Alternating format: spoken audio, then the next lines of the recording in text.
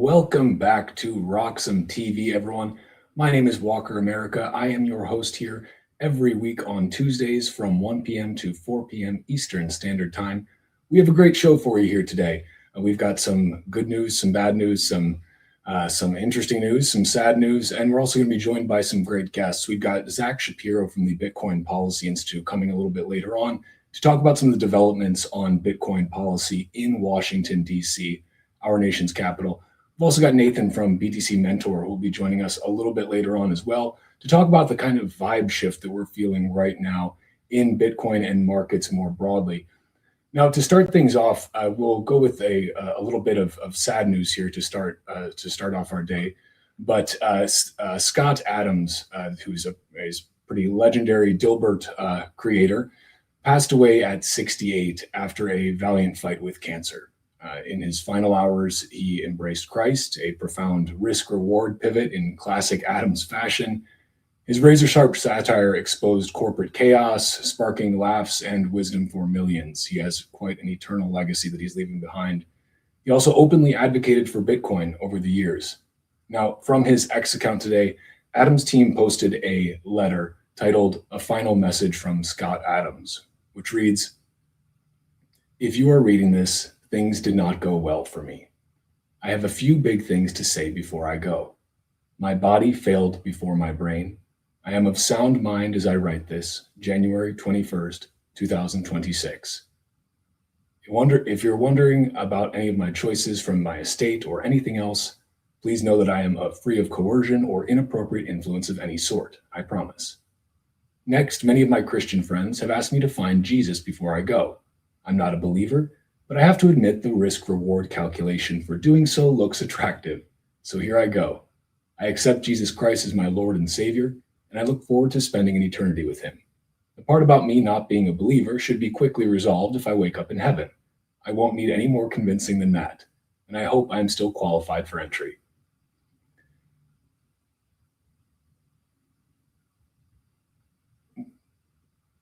With your permission, I'd like to explain something about my life.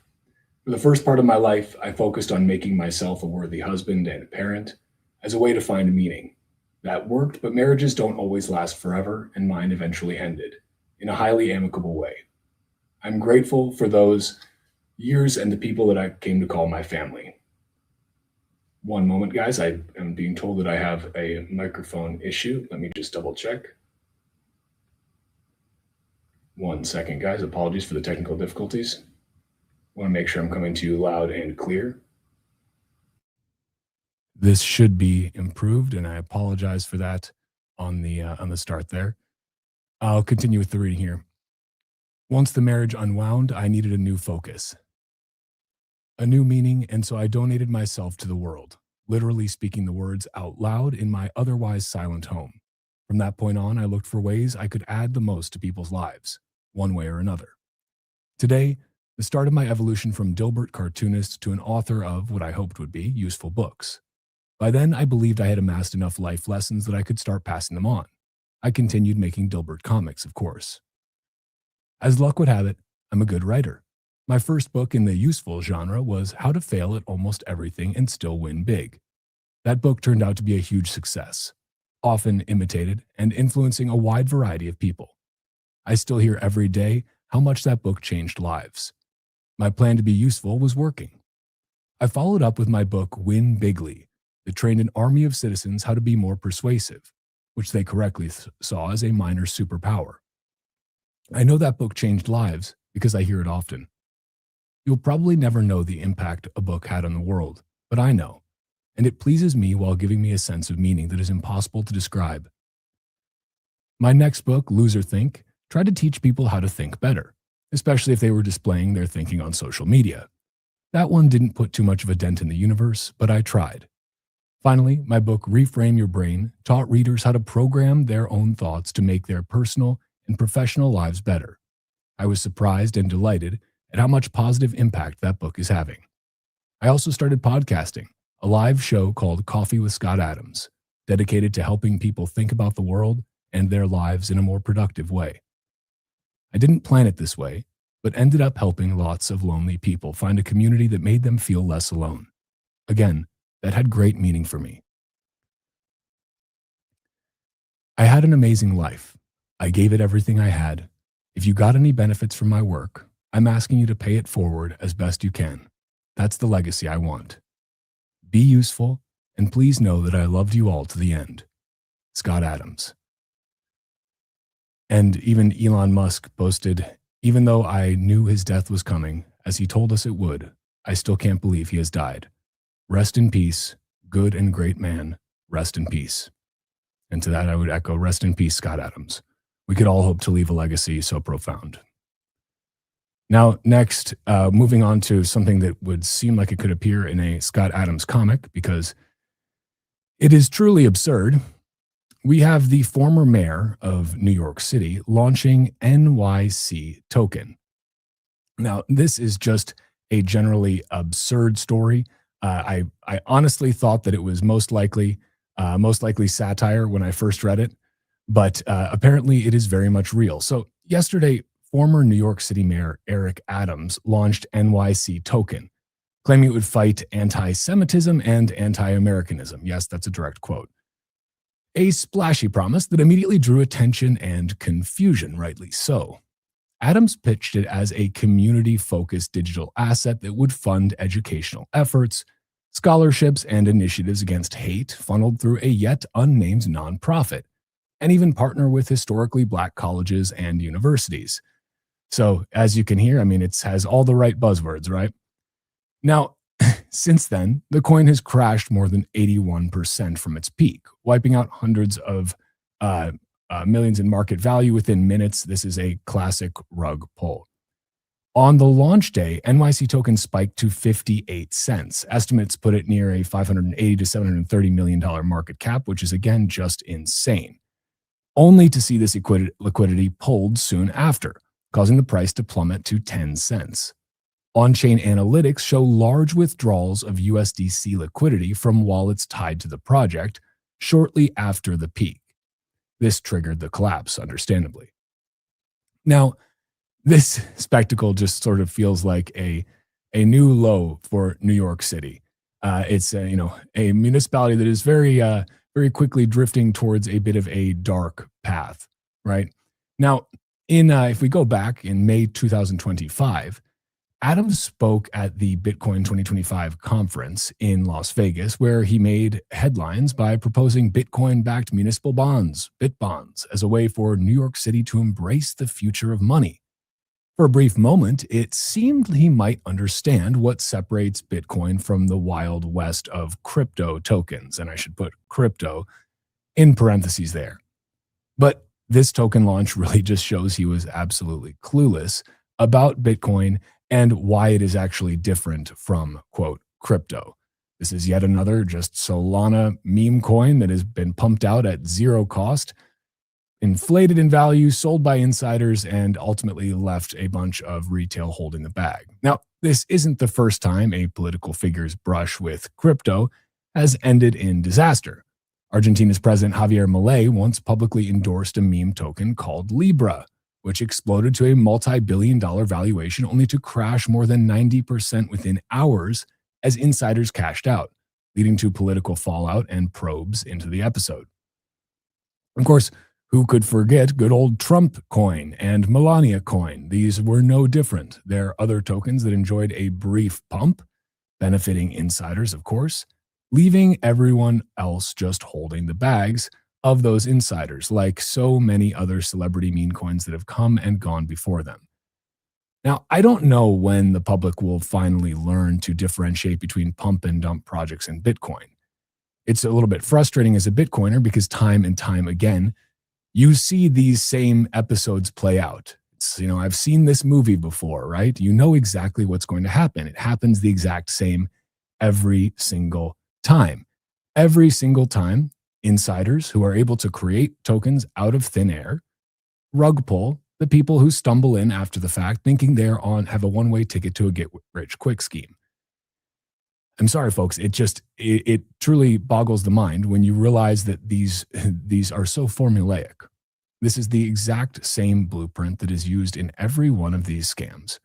And ultimately, what does it do? It hurts everyday people. It enriches insiders, of course, and that's its purpose. Is crypto more broadly is basically fiat on steroids. It's like instead of the Federal Reserve having a money printer, it's like everybody has a money printer, and the game is to try and dupe as many rubes as you can into signing up to give you real money in exchange for your money printer tokens. But ultimately, I go two ways with this. On the one hand, I think, well, hopefully this will show more and more people the difference between Bitcoin and, quote, crypto. But the reality is that that's usually not how these things play out. Usually, this just gets associated and thrown at Bitcoin as well. It's the same as you've probably all remembered the FTX scandal.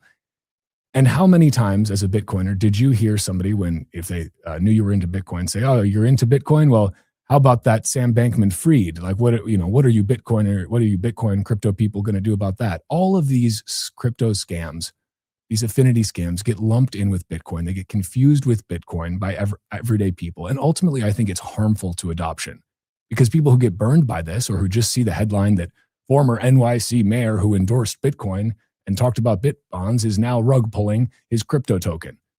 The average person who hasn't spent more than 5 minutes looking at this doesn't know the difference. And so ultimately, this is harmful to adoption, and it's harmful to all the people that got rug pulled along the way. For those that are paying attention, for those that do just stack Bitcoin, this is, again, one of those sad I told you so moments. Bitcoiners don't want to need to be right on these things time and time and time again, but they are. All of these crypto tokens, ultimately, no matter what heights they fly up to initially after that initial pump, they ultimately dump back down after the pump, and they dump towards their marginal cost of utility. They dump back towards zero. That's ultimately what they're all worth.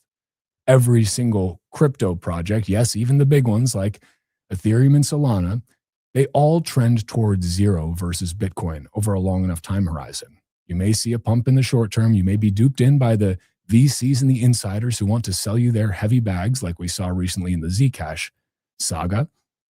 But ultimately, all of these coins, just like all fiat currencies, return to their intrinsic value, which is zero. And intrinsic value is a bad way to say it. Let's say to their true value, which is zero. They're printed out of thin air. It costs nothing to produce them. And ultimately, that marginal cost of production is the value to which they will return. That marginal cost of production is zero.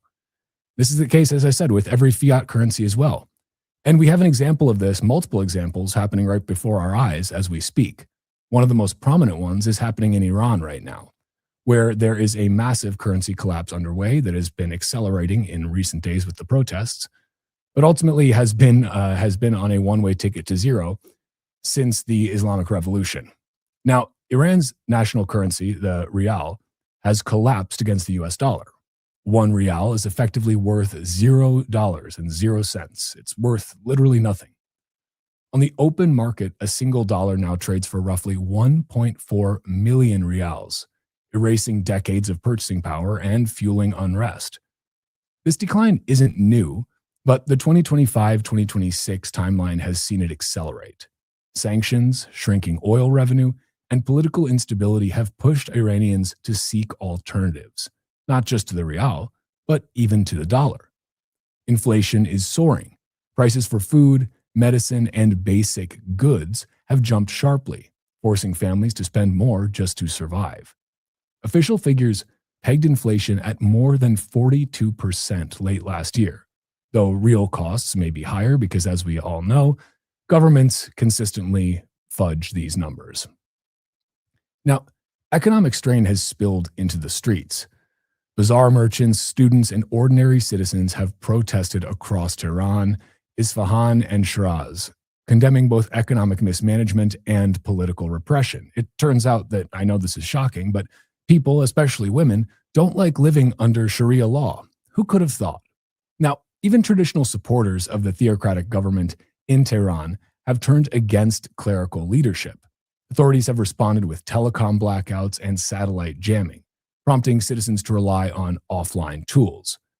Bitcoin-focused apps like BitChat and Notega allow secure messages via Bluetooth mesh networks, with Notega being adapted for Iranian users. I know there was also some issues regarding the use of the open source licensing that they had taken from BitChat. I think that is still ongoing, so I won't be able to comment too much on that now, but I'll try to get some information for you guys on that a little bit later.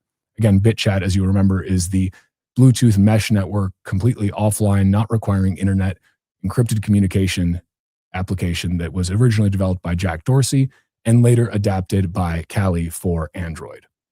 Now, against this backdrop, Bitcoin's profile in Iran has quietly risen. Adoption in the Middle East and North Africa was already accelerating, partly as a hedge against unstable local currencies and restrictive financial systems. But locally, Bitcoin's price in Iranian rial terms has spiked sharply, making Bitcoin appear parabolic on local price charts. Again, Bitcoin is the only true measuring stick. You can measure these things in dollars, but even the dollar itself is a very poor measuring stick. It's like trying to measure something with a measuring stick that is stretchy. It's just not going to work.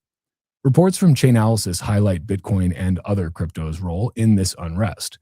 State actors and private citizens have moved value through crypto channels to preserve savings and bypass rial and banking restrictions. Chainalysis shows Iranian-linked services moved more than $4 billion in 2024, up roughly 70% year over year. Centralized Iranian exchanges have swelled with users seeking assets beyond the border. Bitcoin is the true exit option for Iranians who see the rial's collapse as a failure of traditional money. Bitcoin's fixed supply and global liquidity act as shields against inflation and external pressure.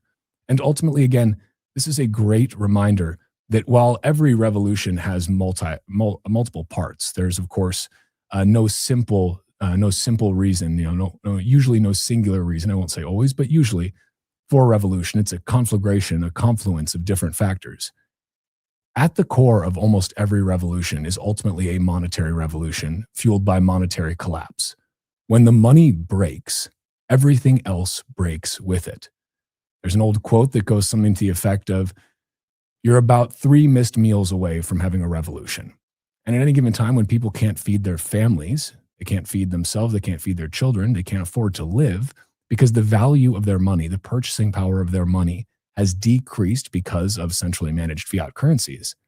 Ultimately, revolution follows pretty shortly after. It turns out, in addition to not liking Sharia law for very obvious reasons, people don't like not being able to afford to put bread on the table for their young children, and I can't blame them. Now, zooming out a little bit, these protests in Iran have started to turn deadlier. Iran is facing its most lethal wave of unrest in years as nationwide protests are met with an increasingly violent crackdown by security forces. Demonstrations that have erupted over economic hardship, as we discussed, and soaring prices, which is again just the value of the money falling, have spread across major cities and provincial towns, with eyewitnesses describing live ammunition fired into crowds and bodies taken directly from the streets. The government has sharply restricted internet access, as we mentioned, and deployed elite security units, signaling that authorities are determined to crush the unrest rather than negotiate. Here's what one user posted online. And we'll see if we can go ahead and pull this clip, guys.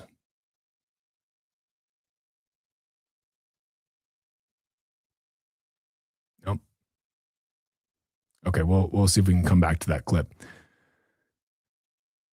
Now, the scale of this violence is now really just coming into focus. A senior Iranian official told Reuters that around 2,000 people have been killed since the protests began, and that's a figure that is probably far higher than the estimates from the human rights groups, which already put the death toll in the hundreds. Now, BBC reporting, citing eyewitness and medical staff, describes overwhelmed hospitals, mass burials, and bodies withheld from families. The Iranian authorities dispute the independent casualty figures, but have not released transparent data. Again, governments like to typically lie about the extent to which they are murdering their citizens. This crackdown has entered a new phase with the use of the death penalty. Iranian state media and rights groups say that the government is preparing to execute prisoners accused of attacking security forces, with one execution planned for tomorrow. Efran Zoltani, 26 years old, is scheduled to be hanged for, quote, waging war against God during the anti-regime protests. Now, I guess that means that the Ayatollah considers himself to be God, which is seems like it's not a very strong position to take. Now, this move marks a sharp escalation and echoes tactics used during past protest waves, where executions were used to deter further demonstrations. Human rights organizations warn that the trials may have been rushed due to lack of due process. Now, despite the repression, unrest continues. Videos verified by the BBC show protesters across Iran chanting against Supreme Leader Ayatollah Khamenei and toppling statues linked to the Islamic Revolutionary Guard Corps. Witnesses say that demonstrations are now more spontaneous and decentralized, making them harder to suppress even as security forces intensify patrols. Iran's leadership insists it is in control, naturally. Officials blame what they've called foreign enemies for fomenting unrest and say order is being restored, while pro-government rallies have been organized in parts of the country. The Iranian president has promised action against price gouging. Price gouging, you'll notice, is a term that is typically used by people in regimes across the world, whether that be in Iran or in the United States, where it seems to be one of Elizabeth Warren's favorite catchphrases. But analysts cited by Reuters say economic concessions are unlikely to address deeper grievances over political repression, corruption, and lack of accountability. And again, it turns out people don't like living under Sharia law. International pressure is rising as this violence mounts. The United States has already said Washington is prepared to respond militarily if security forces escalate further, to which Iran threatened retaliation. Now, you may be wondering why the establishment is still holding. Well, despite the scale and brutality of the crackdown, analysts say there are still no visible cracks at the top of Iran's power structure. Iran's clerical establishment remains anchored by a deeply entrenched security state led by the Islamic Revolutionary Guard Corps and the Basd paramilitary forces, which together number close to 1 million personnel and remain loyal to Supreme Leader Ayatollah Khamenei. According to diplomats, regional officials, and analysts interviewed by Reuters, protests alone are unlikely to topple the system unless they trigger defections within the security elite, something that has not happened so far. Vali Nasser, a prominent Iran expert, said that for a regime collapse to occur, unrest would need to persist much longer and fracture the state itself, particularly the armed forces. At present, the security services appear unified even as public legitimacy erodes. This regime also benefits from structural advantages beyond force. Iran is a country of roughly 90 million people with vast geography, fragmented protest centers, and a still sizable constituency that depends on the state for employment, subsidies, or ideological identity. Analysts say this makes nationwide coordination difficult and allows authorities to isolate and suppress unrest city by city. Survival, however, does not mean stability. Iran's leadership is facing one of its gravest crises since the 1979 revolution. With sanctions choking the economy, inflation still running extremely high, the rial at record lows, basically zero, and Tehran's regional proxy network weakened by losses in Lebanon, Syria, and Gaza. The violent crackdown has further hollowed out what remained of the system's legitimacy, even as it preserves control in the short term. Analysts caution that this creates a dangerous equilibrium, a regime strong enough to repress, but increasingly brittle. Iran has not reached a moment of fall, but is now operating in a state of permanent vulnerability where future shocks could carry far greater consequences than in past protest waves. Now, apart from leveraging his military might, Trump also threatened to impose a 25% tariff on any country that does business with Iran, which, according to the BBC, is over 100 nations. The top of the list is China by a wide margin, followed by Iraq, the UAE, Turkey, and Russia. Almost all of Iran's exports are fuel-related, while its imports include food, industrial goods, and increasingly gold. A blanket tariff threat raises major enforcement questions since Iran already relies heavily on shadow shipping fleets, non-dollar payments, and indirect trade routes that are difficult to police. On top of this, the proposal risks reopening one of the most sensitive fault lines of Trump's first term, the U.S.-China relationship. China provides Iran with its most important economic lifeline. Beijing moves roughly 80% of Iran's exported oil, largely through independent, quote, teapot refiners and opaque trading channels designed to skirt U.S. sanctions. While China's state-owned oil giants have pulled back, analysts say this total trade remains worth tens of billions of dollars annually, making any tariff threat economically meaningful and politically provocative for Beijing. The tariff threat could function as a strategic pressure rather than an immediate enforceable policy, and Trump has not specified which countries would be targeted or how the tariff would be implemented. And similar tariff announcements in the past have sometimes been only partially enforced. Still, the signal alone has injected uncertainty into markets and diplomacy, particularly as China has warned it will, quote, resolutely safeguard, end quote, its interests if targeted. Amidst human rights issues, Iran's crisis is also being entangled with global trade, sanctions enforcement, and great power rivalry. Protests will continue, death tolls will rise, sadly, and a question will emerge for markets and policymakers. Is Washington's pressure campaign symbolic, or is the U.S. willing to escalate into a renewed trade confrontation with China? Which leads to our next point here, which is that it's time for Trump to decide. President Trump now faces a decisive moment, not just over whether he will act, but regarding the outcome he's actually seeking. Though he has already warned that the U.S. is, quote, locked and loaded to support Iranian protesters, senior analysts and U.S. officials caution that this does not necessarily mean Washington is pursuing outright regime change. According to the BBC's diplomatic analysis, Trump's objectives appear deliberately ambiguous. Experts interviewed by the outlet say the president may be aiming to alter the regime's behavior rather than remove it. I guess we'll just do Sharia law light, using the threat of force as leverage. Possible goals include forcing concessions on Iran's nuclear program, which is laughable, halting the violent crackdowns on protesters, or extracting reforms that could eventually justify sanctions relief, all without triggering the risks associated with regime collapse. Apparently, we're reserving that exclusively for Venezuela. If you look at the administration itself, they've also sent mixed signals. Trump has said Iran's leadership has privately reached out to negotiate, even as public rhetoric in Tehran remains defiant. White House officials insist diplomacy remains the first option, with BBC reports saying that Vice President J.D. Vance is among senior aides, urging Trump to exhaust diplomatic channels before any military action. It also looks like the president is acutely aware of historical pitfalls. Trump has repeatedly referenced Jimmy Carter's failed 1980 hostage rescue mission in Iran as a reminder that direct military intervention carries political as well as strategic risks. The history makes large-scale operation or ground deployment extremely unlikely, even as the administration considers limited strikes, cyber operations, or covert actions as pressure tools. Now, this is all very interesting, just given the fact that we have already taken out the leader in Venezuela.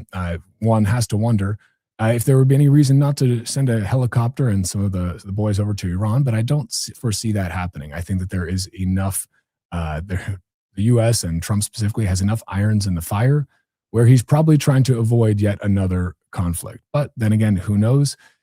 There's one thing Venezuela and Iran both have in common. It is that they have a lot of oil. Now, we're going to be back here in a moment. We got to cut to a quick commercial break. But when we come back, we're going to talk more about Senator Lummis's recent announcements regarding the developer protections Bitcoin bill and some other developments on that side. Again, as a reminder, we're going to have a couple of guests joining later, Zach Shapiro from the Bitcoin Policy Institute and Nathan from the Bitcoin Mentor program on BTC Sessions. Stay tuned. You won't want to miss it. We'll be right back.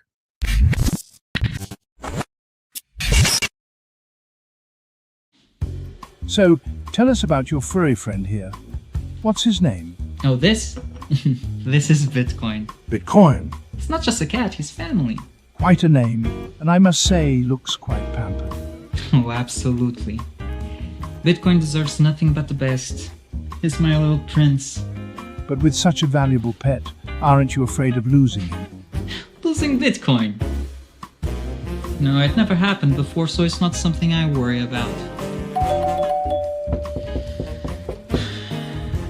Excuse me for a moment. Bitcoin, stay here, right?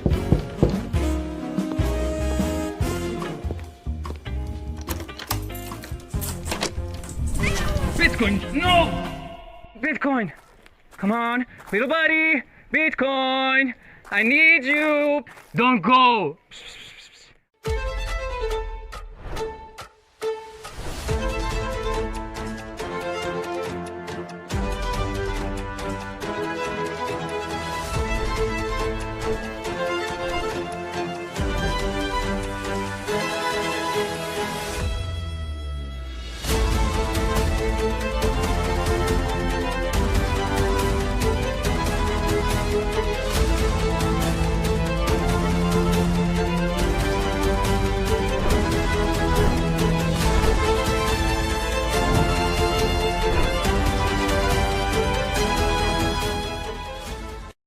security matters. Zappo Bank. The only way to bank your Bitcoin. Apply now at zappobank.com. Some call me Chicken Little, others Bubble Boy. I'm a bit changed, but sounds familiar, right? Let me tell you a hard truth. The S&P isn't rising, the dollar's falling. That's the trick. Monopoly money. It's ice melting by the second. Your savings, your salary, your time. Worth less every second. Everyone's using the wrong measuring stick. Switch the denominator. Price the S&P into Bitcoin. Hard, fixed, unprintable. Suddenly your unstoppable index, it's collapsing. And while you cling to dollars, well, Wall Street already switched. Before, you needed 2 brokers. Still getting my ninja bonus though, right? Plenty of spreadsheets. And my quant! I hate this part. I was right, and I'll be right again. If I were you, I'd thank me. You know my name's Dave, right?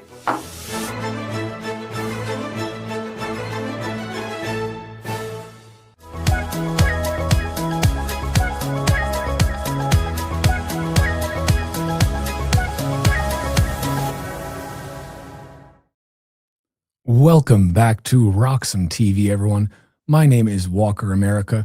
We're going to dive right into our next story here. And this one is quite an interesting one, still developing, and I think will continue to provide a lot of media fodder in the days, weeks, and months to come. We'll see how long this drags out. Now, essentially, the U.S. Justice Department has issued a grand jury subpoena to the Federal Reserve seeking information related to Federal Reserve Chair Jerome Powell's congressional testimony last June about cost overruns in the renovation of the Fed's Washington headquarters, whose estimated price has risen from about $1.9 billion to $2.5 billion. Truly shocking numbers, but hey, if you're just printing the money out of thin air, then what's a little monopoly money between central bankers? Powell, whose term as chair ends in May, but whose governorship is running until 2028, responded in a rare and combative tone, publishing a video statement on Sunday, saying the investigation should be viewed as a pretext rather than a good faith inquiry. The threat of criminal charges is tied not to construction spending, but to the Fed's refusal to cut interest rates as aggressively as President Trump has demanded. In an unprecedented response, Powell said the subpoenas amount to an attempt to intimidate the central bank into aligning monetary policy with White House preferences, warning that such pressure strikes at the core of the Fed's independence. Now, as you may or may not know, the Fed is supposed to be a public-private entity. What does that actually mean? How can it be both public and private? Well, not even really the Fed knows, but it sounds nice, so they put it on the website. This move comes amid a long-running conflict between Trump and the Fed, specifically Powell. The president has repeatedly criticized Powell for keeping borrowing costs too high, has publicly mused about firing him, and has sought to remove another Fed governor, Lisa Cook, over unrelated allegations in a phone interview with NBC News on Sunday. Trump denied knowledge of the DOJ probe. Trump has since called Powell incompetent and possibly crooked in public remarks, but I think he probably could have gone a lot harder on that. I'm amazed he managed such restraint, though the White House continues to deny direct involvement in the Justice Department's actions. Now, though Reuters and Bloomberg reported that senior administration allies have been openly discussing ways to weaken Powell's authority, the subpoena has triggered a rare global show of solidarity around Powell. It's amazing. It's just incredible to see so many people come into the defense of the guy who controls the price of money. It's really, central bankers' lives matter, I guess. Now, top Wall Street CEOs, including JP Morgan's Jamie Dimon, publicly defended the Fed's independence, cautioning that attempts to intimidate the Fed could push inflation expectations higher and ultimately raise borrowing costs. Now, of course, Jamie Dimon has no problem with the Fed not really being independent from the big banking cartel, but that's a different story. Internationally, the heads of 11 major central banks, including the European Central Bank, Bank of England, Bank of Canada, and Bank for International Settlements, issued a joint statement backing Powell and warning that political pressure on the U.S. central bank risks destabilizing global financial markets. Behind the scenes, Bloomberg reports that Bill Pulte, the head of the Federal Housing Finances Agency and a vocal Powell critic, was a key instigator behind the subpoena push, alarming some Republicans who feared the legal attack could destabilize bond markets or backfire politically. The Justice Department has declined to comment on the investigation, saying that it is prioritizing potential misuse of taxpayer funds. Legal experts note that under U.S. law, a Fed chair can be removed only for cause, a high bar typically interpreted as malfeasance or neglect of duty, not policy disagreement. Powell said he intends to continue his job with integrity. By design, the Federal Reserve is supposed to be insulated from political interference to allow policymakers to take unpopular steps, including raising rates to fight inflation. Now, Powell's usually combative response underscores growing concern inside the central bank that the subpoena represents a direct challenge to that independence. As the administration continues pressing for looser monetary policy amid broader efforts to assert control over economic institutions. Ultimately, what does Trump want? Well, he wants his bags pumped and the nation's bags pumped. So turn that printer back on full speed, Powell. Now, what about the market impact? Well, the market unease sort of intensified after the global central bank chiefs and Wall Street executives publicly stepped in and signaling that investors are no longer treating the DOJ subpoena as a domestic political dispute, but as a test of U.S. international credibility. The analysts say the unusual breadth of the response has amplified market sensitivity, accelerating moves in currencies, metals, and commodities. The dollar weakens as the Fed's independence really came into question there, and that was the immediate market response. The DOJ issued the subpoena. There was a sell-off in the U.S. dollar, which fell the most in nearly 3 weeks after Chair Jerome Powell confirmed the Fed had received the grand jury subpoenas. And investors interpreted the move as a direct challenge to the central bank's independence. This revived fears that monetary policy could become politically influenced, as if it wasn't already. Currency strategists warned that even the perception of interference can undermine confidence in the dollar's institutional backing. And I would, of course, argue that one of the biggest things undermining confidence in the dollar is probably the fact that they print it out of thin air and that it's lost most of its purchasing power. But that's just me.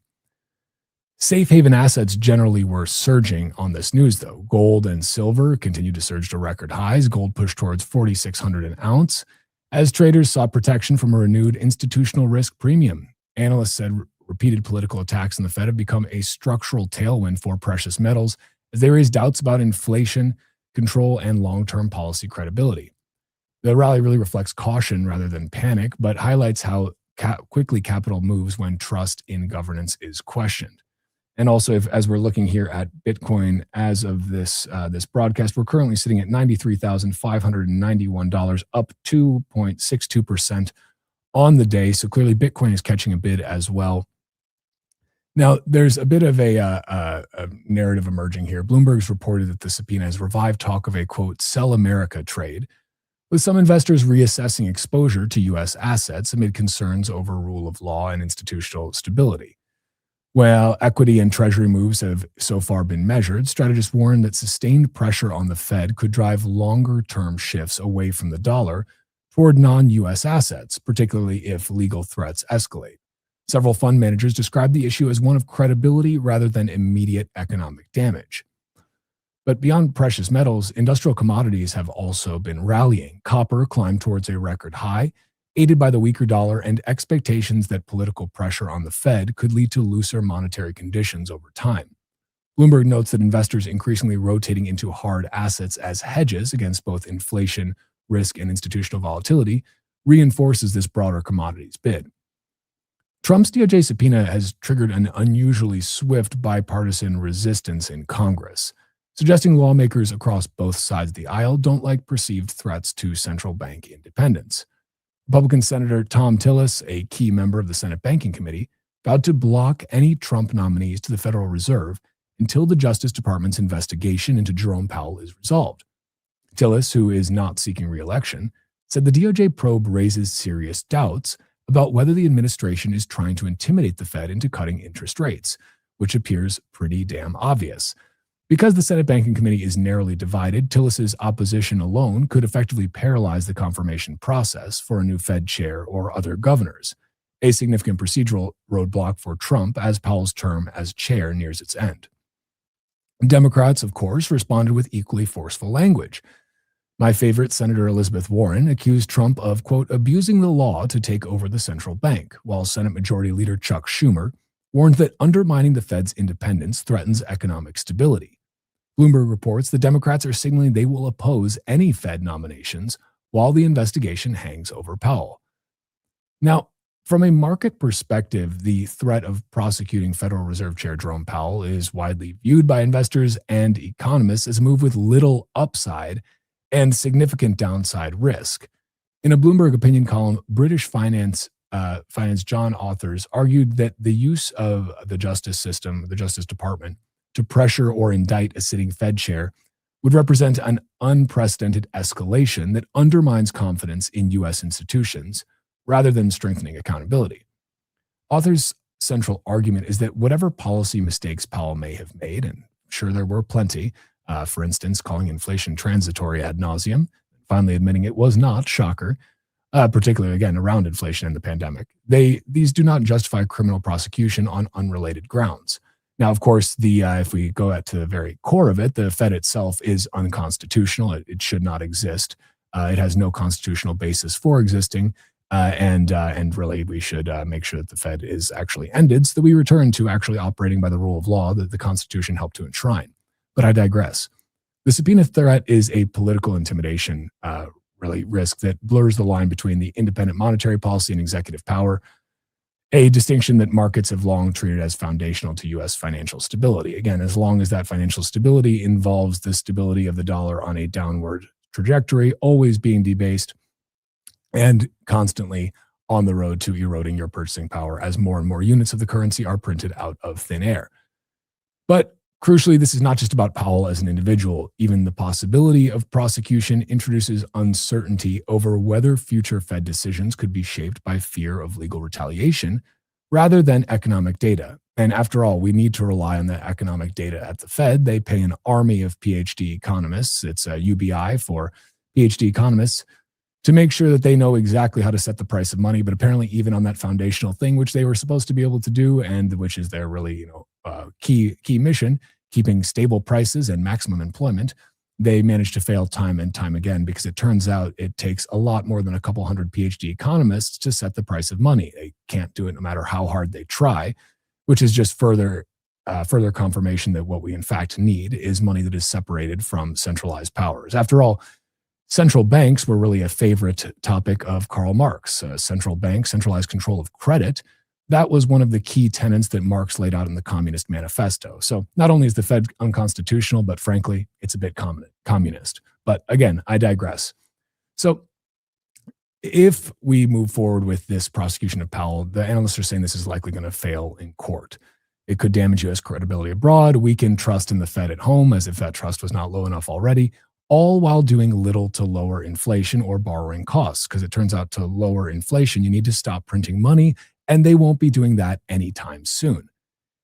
In that sense, the episode is seen less as a serious legal effort and more as a stress test of how far political pressure can be pushed before markets begin to reprice U.S. institutional risk. Now, getting back to this renovation project that really started all of this, it came into be because of this very long-running renovation project at the Fed's historic headquarters in Washington, consisting of two buildings built in 1930 and 1951. It was originally budgeted at $1.9 billion and has now risen to roughly $2.5 billion, because it turns out when the Fed prints money out of thin air, a dollar doesn't buy quite what it used to.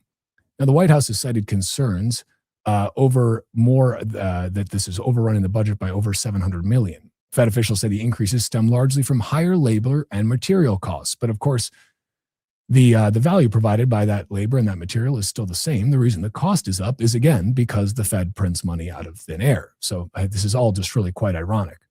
They also ran into unexpected asbestos and lead contamination and design changes required to preserve the historical nature of the buildings. Lead poisoning could explain some of the decisions that have been made by the Federal Reserve. Well, I'd like to hope so anyway. The Fed even scrapped plans to renovate a third building, cutting about $510 million in projected costs. Apparently, you need a lot of rooms, even though they don't have the printers there. They need a lot of rooms for the computers where they press the keystrokes that then create the new money out of thin air.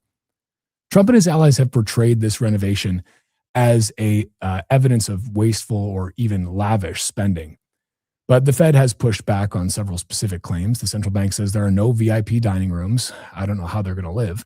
No governors-only elevators and no rooftop gardens, as alleged. Some features described as gardens, Fed officials explain, are actually green roofs or ground-level lawns designed for stormwater management and building efficiency, standard in modern public construction. Now, wrapping this up here, this oversight of the Fed project is not informal. Under U.S. law, the Federal Reserve has authority over its capital spending, but its Office of Inspector General receives monthly reports on the renovations and conducted a formal review in 2021. Reuters reports that the Inspector General is now conducting a fresh review in response to the controversy. And that distinction matters, analysts say, because it separates the legitimate cost scrutiny from the more explosive question of whether construction overruns justify criminal investigation of a sitting Fed chair. All I know here is that at the end of the day, the problem here isn't President Trump. The problem here isn't Jerome Powell. The problem here is that a cabal of unelected banker bureaucrats sets the price of money and prints that money out of thin air. Now, Bitcoin quite literally fixes this. This is one of those things. We say Bitcoin fixes this a lot, but Bitcoin really does fix this. There's nobody that arbitrarily decides how much Bitcoin to print out of thin air at the next crisis, or when we need to fund another forever war on foreign soil, where we get to blow up a bunch of kids with U.S. taxpayer dollars. But when we run out of money to do that, we can always just print the money to split the difference. But again, it's going to keep developing. This story will keep developing. Let's see what happens. Again, Powell is out in May. I think Trump is looking forward to that so he can get somebody who's a little bit more loyal to him in the Fed chair seat. And ultimately, as to quote the great Lynn Alden, nothing stops this train. You've got fiscal dominance really leading monetary policy by the nose. The interest expense in the national debt is over $1 trillion a year. It's only going to keep rising. The federal public debt is only going to keep rising. The total amount of money in circulation is only going to keep rising. These are all certainties. The other certainty is that there will only ever be 21 million Bitcoin. If you want to protect yourself from these rather harsh realities of dealing with a communist cabal central bank, you should really make sure that you are doing what you can to stay humble, stack sats, accumulate as much Bitcoin as you possibly can, because there is always going to be more fiat currency created out of thin air. There will never be more than 21 million Bitcoin. In Iran, we're seeing their currency absolutely collapse, as we discussed earlier. Venezuela, they have had their currency's been collapsing for a while.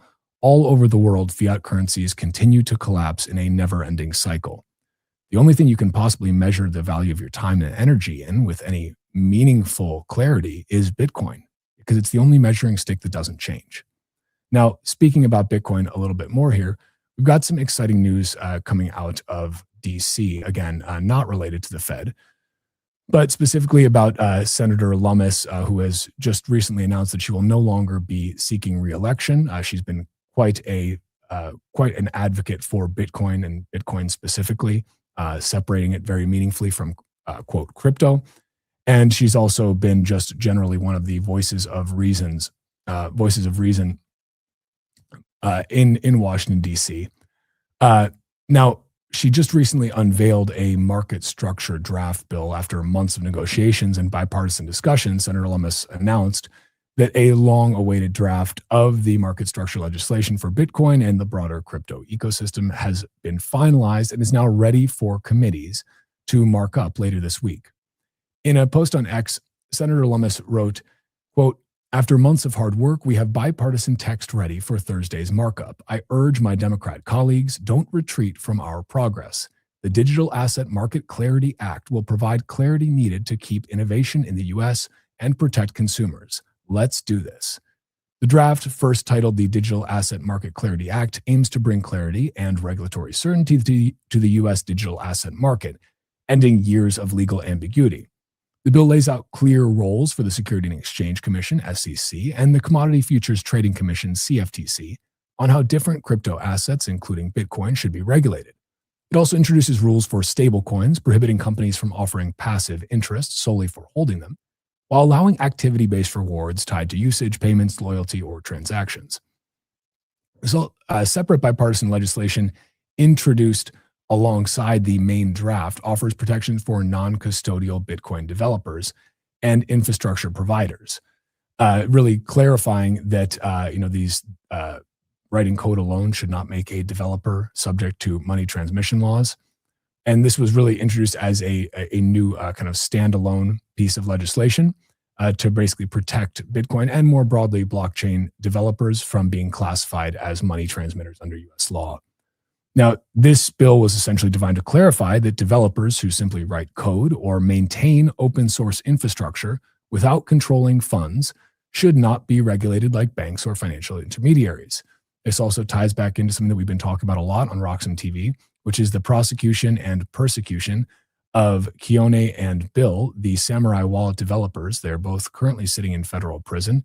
I encourage you to go to billandkeone.org and to sign the petition calling on President Trump to pardon Bill and Keone, because again, all they did was write non-custodial open source software and they never had control of user funds.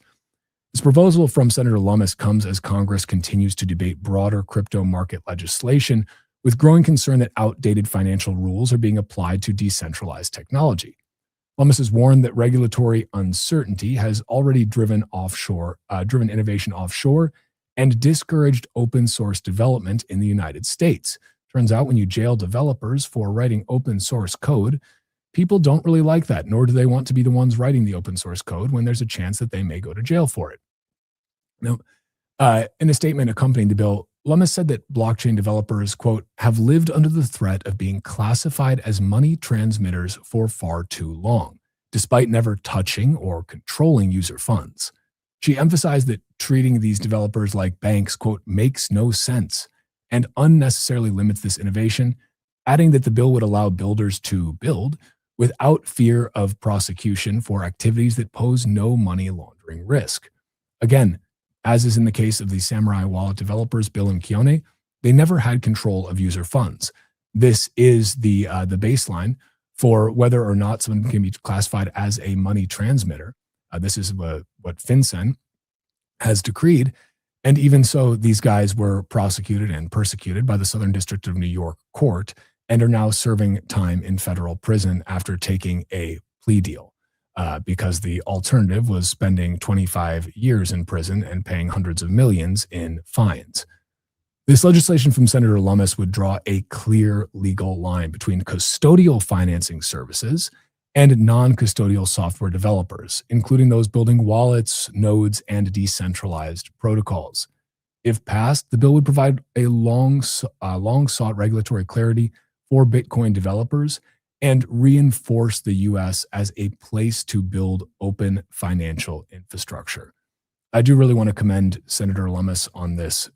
It's something that's very sorely needed here in the United States because, again, if President Trump wants America to be the Bitcoin and, quote, crypto capital of the world, we can't really go around throwing open source developers in federal prison. That's just not good for business, President Trump.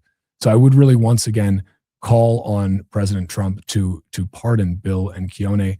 You can go to billandkeone.org. You can sign that petition. Signing the petition is absolutely free. And you can really make your voice heard. It does make a difference. Really, these guys should not spend any more time in federal prison than they already have, away from their families. If you're not familiar with this story, I highly encourage you to look into it a little bit more.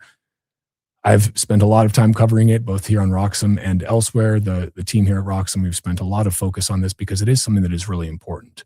And while we may think that we don't need the government to give us rights, which is absolutely true, we don't. The government doesn't give you rights. The government can take rights away. But in this case, this is where we would like to see the rights that we already have, which is, for instance, writing open source software that's not hurting anybody.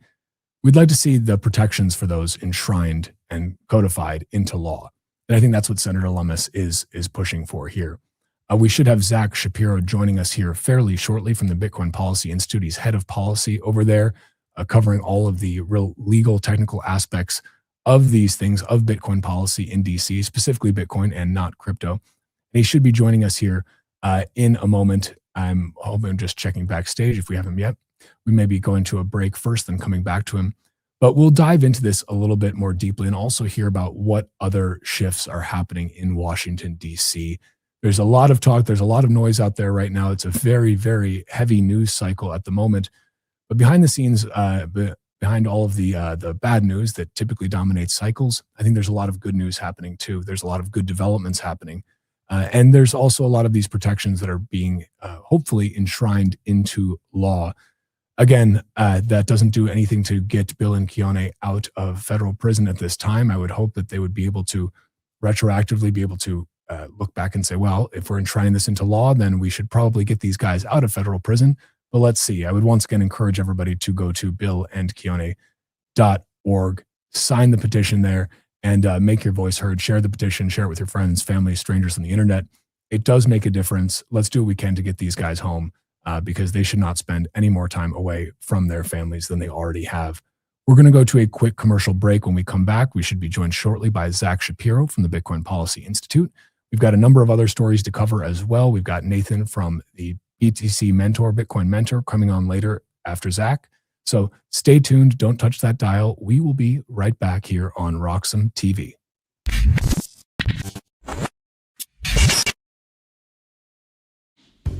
So, tell us about your furry friend here. What's his name? Oh, this? This is Bitcoin. Bitcoin. It's not just a cat, he's family. Quite a name, and I must say, looks quite pampered. Oh, absolutely. Bitcoin deserves nothing but the best. He's my little prince. But with such a valuable pet, aren't you afraid of losing him? Losing Bitcoin? No, it never happened before, so it's not something I worry about.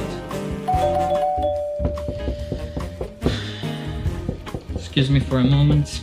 Bitcoin, stay here, right?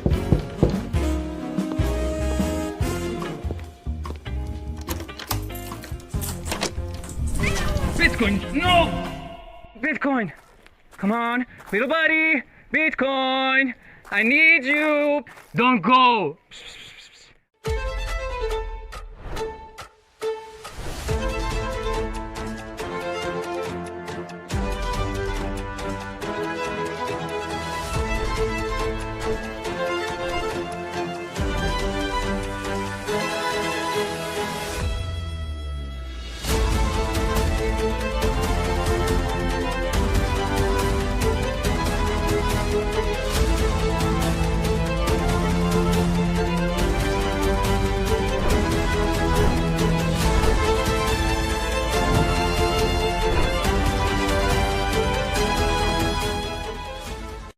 Security matters. Zappo Bank. The only way to bank your Bitcoin. Apply now at zappobank.com. Some call me Chicken Little, others Bubble Boy. I'm a bit changed, but sounds familiar, right? Let me tell you a hard truth. The S&P isn't rising, the dollar's falling. That's the trick. Monopoly money. It's ice melting by the second. Your savings, your salary, your time. Worth less every second. Everyone's using the wrong measuring stick. Switch the denominator. Price the S&P into Bitcoin. Hard, fixed, unprintable. Suddenly your unstoppable index, it's collapsing. And while you cling to dollars, well, Wall Street already switched. Before, you needed 2 brokers. Still getting my ninja bonus though, right? Plenty of spreadsheets. And my quant! I hate this part. I was right, and I'll be right again. If I were you, I'd thank me. You know my name's Dave, right?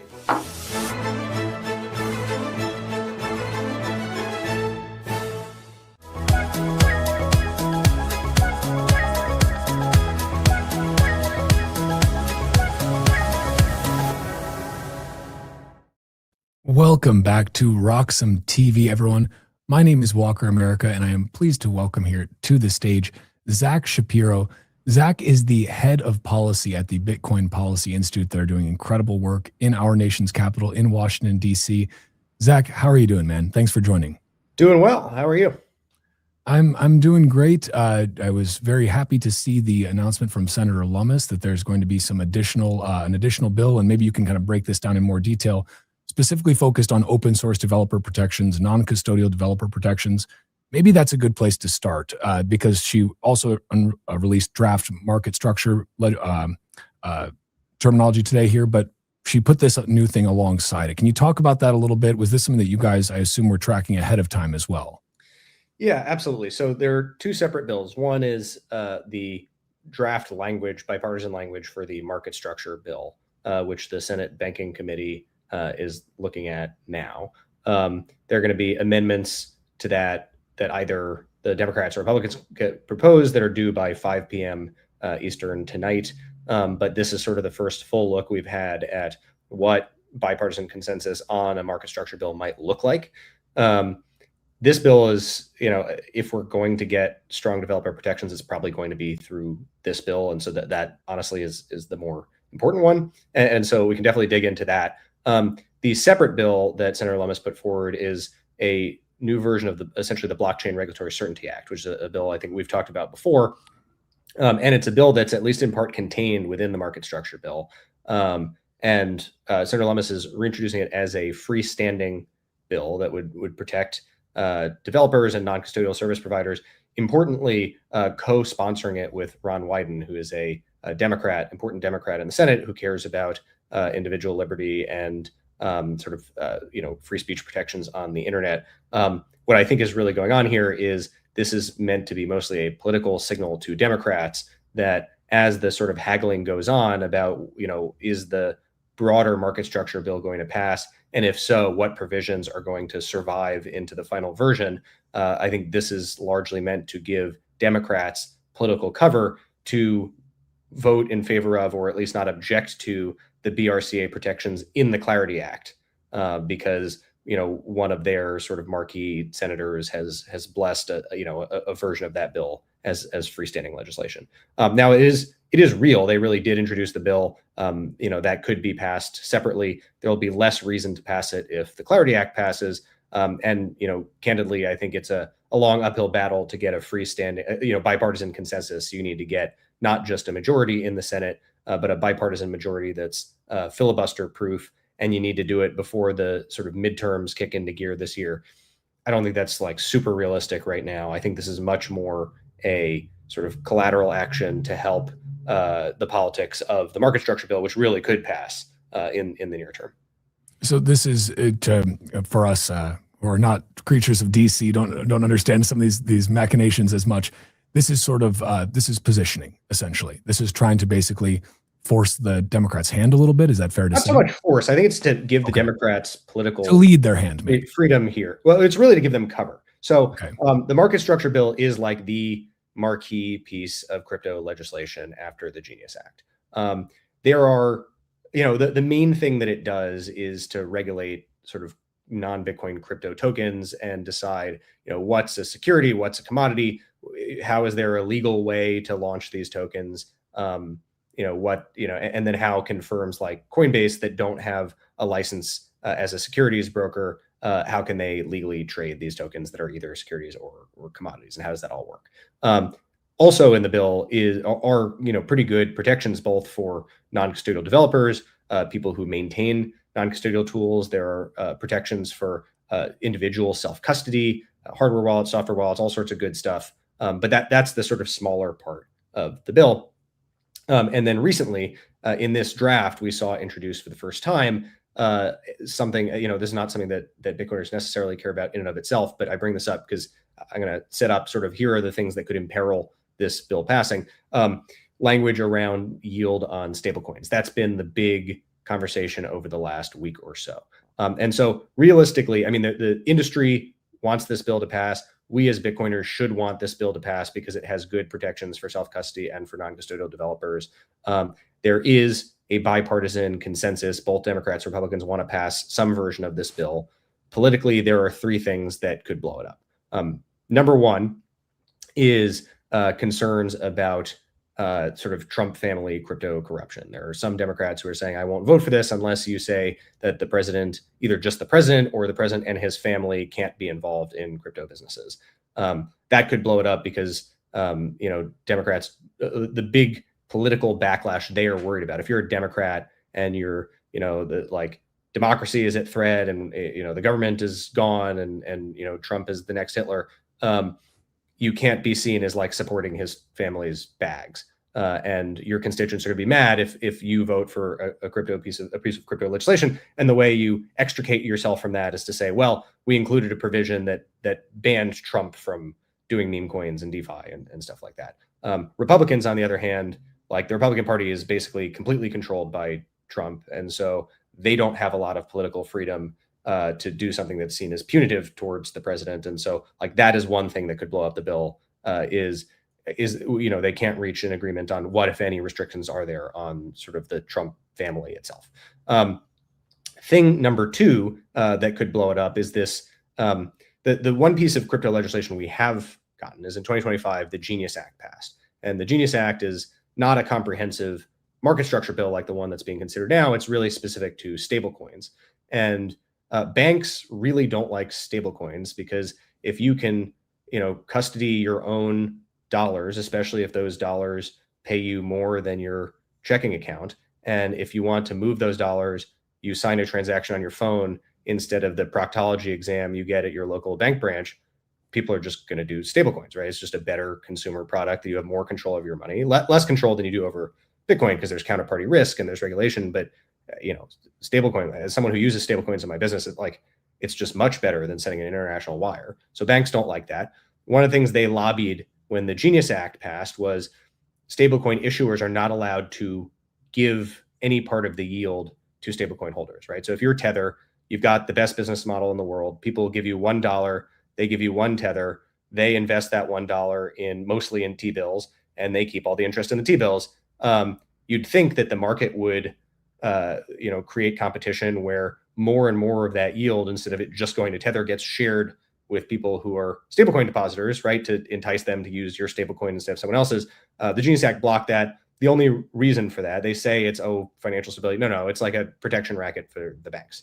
What the banks didn't realize, because the people in TradFi or their lobbyists or whatever, I guess, don't use Coinbase, is there's kind of a loophole here where, yes, stablecoin issuers can't pay yield, but they can enter into a deal with a third party that does pay yield. And so, if you use Coinbase, you'll notice that, Coinbase and Circle have a very close relationship. If you hold USDC on Coinbase, they pay you yield. And so, yeah, Circle's not paying yield, but Coinbase is. And the bank lobbyists were like, oh, fuck, we missed that one.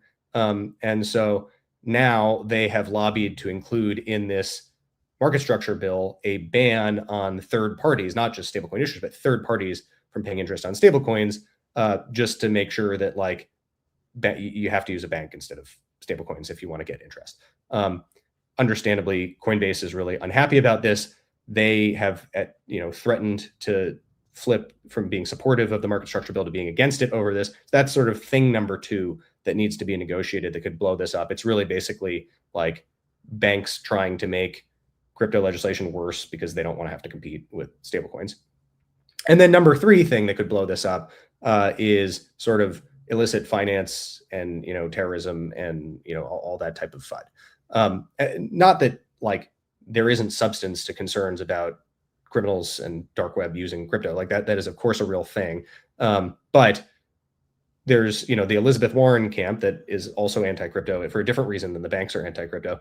They know that this sort of soft Achilles heel of the crypto industry is if you do regulations that basically ban peer-to-peer use of actual use of crypto instead of through intermediaries, because it's much harder to capture. And they've been spreading that FUD among Democrats. And again, we need 10 Democrats to vote for this bill for it to pass.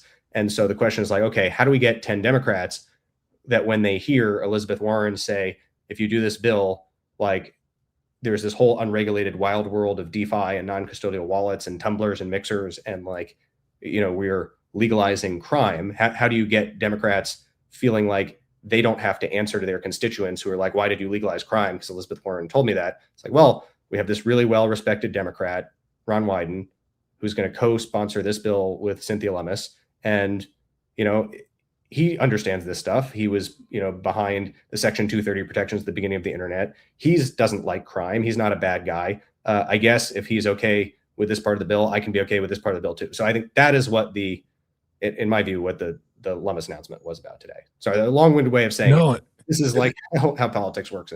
No, I mean, that was really helpful to kind of get some of that background, because a lot of this stuff, I think, for people that are maybe just passive observers, they see these things coming out and it's like, well, what does any of this actually mean? Like, what's going on? This is all these footballs being thrown back and forth. But it's interesting on the banker side of things with versus the stable coins. I mean, it seems like that's obviously just they're viewing it like they're terrified, right? Because they're basically looking and saying, okay, wow, these stablecoin issuers would be able to pay a way better interest rate than we can. I mean, they could pay slightly better interest rates. They choose not to because there's no competition. Like a high yield savings account. I think like my Goldman Sachs Marcus account pays about the same as Coinbase pays on USDC. Okay. But for the average, the average savings account, it's like way better than a checking account or a normal savings account. Yeah. It's pitiful. Like it's like you're not even keeping up with inflation basically. So it's like, okay, you're just, melting ice cube there. What do you think, as you're assessing this, what do you think the realistic chances of this moving forward are? I mean, are you feeling more optimistic about it as this is going through, or, I mean, are you still just in kind of like a wait and see mode? Well, it's moving forward. I mean, that's what the draft bill was today, is like, here's what the tentative bipartisan consensus is. The question is like, is it going to survive? And so there's this markup in the banking committee. I don't think I'm getting this backwards. I think this is the banking committee markup. And then there's going to be the agricultural committee markup that was supposed to be also last night when they did the banking committee markup. In large part because of these concerns, specifically around the stablecoin stuff, they pushed back the ag markup, I think, for another week. So that's going to be next week to kind of read the tea leaves on politics and see, like what needs to happen. I think, it really is, I think, just the sort of three political questions that we just discussed. Like, are any of them going to blow up to the point where it kills the bill? I feel the best about the developer protection, BRCA, DeFi stuff. I think we've done a pretty good job with that message. I think, to their credit, I think some of the large institutions like Coinbase have done a pretty good job with that message. And I think we have enough Democrats comfortable with the sort of imperfect compromise. I mean, we talk about what the bill actually says. This version of the bill is not as good as the last version of the bill for protecting developers, but it's still way better than the status quo. It's better than nothing. And importantly, this is a piece of federal legislation, right? It's from the legislative branch that really rarely does anything. And it's very hard to get like a law passed. And it's very easy to do executive action.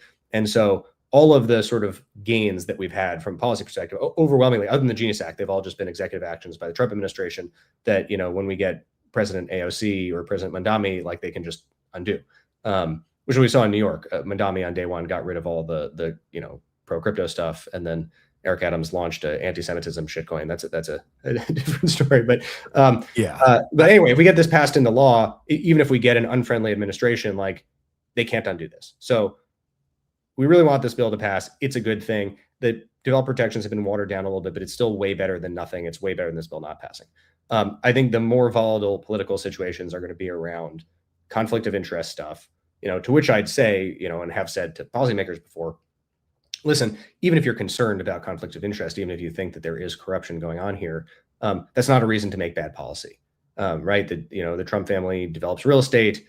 We wouldn't do intentionally bad housing policy because we don't want them to make money on real estate. If you want to do a conflict of interest bill, do a conflict of interest bill. And then, you can force a vote up or down on that, but don't ruin fintech and digital asset policy over that concern. But we'll see. That one is, it could kill the bill. And then this yield thing that showed up at the last moment because the banking lobby, for all of the money they poured into the Genius Act, missed this glaring hole, is also a pretty volatile situation. And like, it's going to be, it's an interesting duel between how much political power in DC does the crypto industry now have versus the much bigger, but, older and slower banking lobby.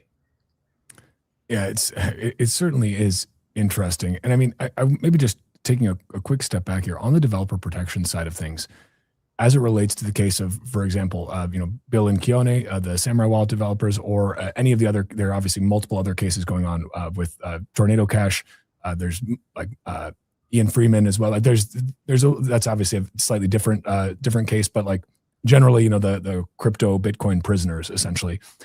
With regard to the Samurai Wallet developers specifically, though, if this makes it forward, if this moves forward, if this becomes law, from a legal perspective, is there the ability then to make a much more convincing appeal on behalf of those developers to say, look, now this is law that confirms what kind of we already knew, which is that unlicensed money transmitters, or you can't be an unlicensed money transmitter if you don't touch the money. That's what FinCEN's already said, but the SDNY still threw the book at Bill and Keone.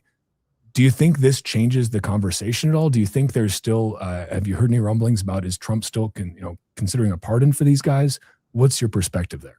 Yeah, so there are two separate questions here. So as a legal matter, no, it won't make a difference. There's not going to be any appeal. The case is done because they pled guilty. So there can't be an appeal. And even if the law changes. Now, my view is that the version of the bill that we saw come out late last night, early this morning, would prevent another, just definitely would prevent another Samurai Wallet prosecution. I think it's a little bit of a closer case with Tornado Cash because that tech worked a little bit differently. And there's sort of, not so great provisions about DeFi front ends in the bill. And so based on the way Tornado Cash was structured, it's a little bit of a closer call. My view is that the Samurai Wallet tool would have been fully protected here, but it's not retroactive. The government's view is it was illegal at the time these guys did the activity. If the law changes, right, it's like, you get arrested during Prohibition and then post-Prohibition, you don't necessarily get a pardon. Now, that's legally. Politically, yeah, I think it does probably strengthen the case and the likelihood politically for a pardon from the Trump administration. There are various groups and efforts sort of working on that. I don't know how likely it is. We've been talking to folks who've been making the case. There's, Trump has been made aware of it at least once on camera. And I think if that were to happen, it would most likely happen shortly in advance of the midterms, as, because the pardons are, they're always kind of a political decision in this administration. They're extremely political and relationship based. And I think if we're going to see pardons here, it's probably right around the midterms as a way to drum up support from the libertarian and crypto community. Okay. Moving back to the legislative side of things, are there things that are left out of these bills that you still think are kind of key, let's say, Bitcoin policy objectives that we still need to do a lot of work on? Like, let's say this does make it through, as is right now, by some miracle.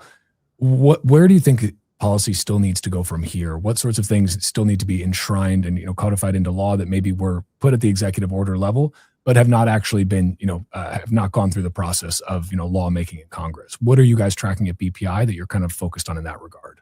Well, the number one thing that this bill does not address that's a priority at BPI is de minimis cap gains exemption. I think we released a tweet thread today about legislation we're supporting there. Block has taken a lot of leadership in DC. If you walk around DC, they have ads on all the bus stops, sort of just anti-capital gains in general, but really meant for de minimis exemptions to be able to spend Bitcoin. And they've sort of taken an interesting approach that we've sort of adopted as well, which is instead of thinking about a de minimis cap gains exemption in terms of like a certain amount of capital gains you can write off, it's a certain amount you can spend where you don't have to keep track of your cap gains. I think that makes a ton of sense, right? Like if you want to make Bitcoin practically spendable for Americans, it's not like, yeah, okay, it's great if they can write off a little bit on their tax at the end of the year, but they're still having to track every microtransaction. Whereas if you say, listen, you're actually spending it on bona fide goods and services, if you're spending under $600, just don't worry about it. That I think just makes it like, that's a game changer, right? Like you can have Lightning in a wallet and pay at a Square terminal and just not worry about it. So that's a big part of it. This is, I guess, become more comfortable. Like there's no public investment to Bitcoin in the market structure bill. That's a separate thing, right? So something like the Bitcoin Act or, our Bitcoin for America Act, where you can contribute Bitcoin tax-free for your taxes. That's not addressed in this bill. We can always hope for stronger developer protections. I don't like the way that front ends are treated here. I don't like some of the extra authorities that are given to the Treasury Department. Some of the gives to Democrats to make the BRCA stuff politically palatable. There are also these studies on so-called mixers and tumblers that don't seem like they distinguish between custodial and non-custodial tools. And so like there could be some cleanup that we'd want. But yeah, like I said, having the protections that are current, even though we've had to make some compromises, getting the protections that are in the market structure bill so much better than it not passing. But yeah, so I would say stronger protections for developers, tax treatment of Bitcoin in general, and then public investment in Bitcoin are sort of top obvious priorities that are not in the bill.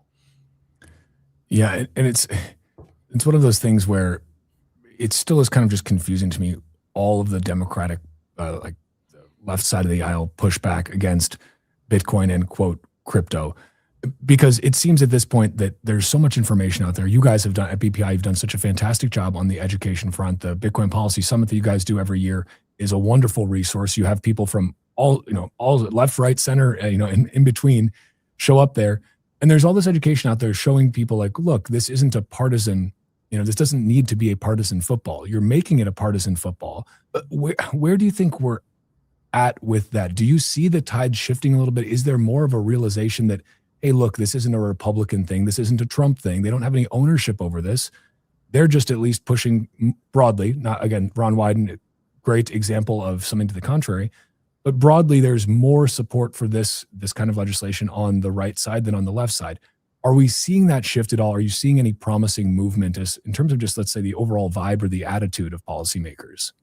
We're seeing it a little bit, and we're seeing it tactically, right? The Ron Wyden thing is a good example of this. Richie Torres, also one of the best champions for Bitcoin in all of the U.S. government, right, is a Democrat from New York.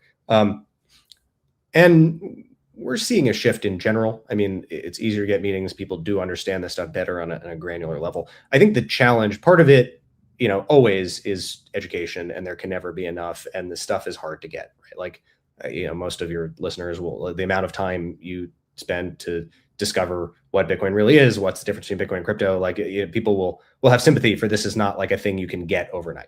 And then the other piece is just the politics of the moment. There's really a lot of anger on the left at this administration over things having nothing to do with crypto, like corruption. I guess there are some ties in there, but corruption, foreign policy choices, immigration policy, the sort of gutting of the administrative agencies. And there's, and the Democratic Party is really, really, really, really hostile to the Trump administration, is sort of out looking for blood. And if you put yourself in the shoes of Democratic lawmakers that need to get reelected, right, need to get reelected this year in the midterms, they're going to have to answer to their constituents who are really mad. And a big part of sort of the story, pushed in part by the media and definitely some parts of the Democratic Party, is like crypto is fake. It's, a Ponzi scheme, and it's just all of this policy stuff is just a vehicle for corruption to line the president's pockets.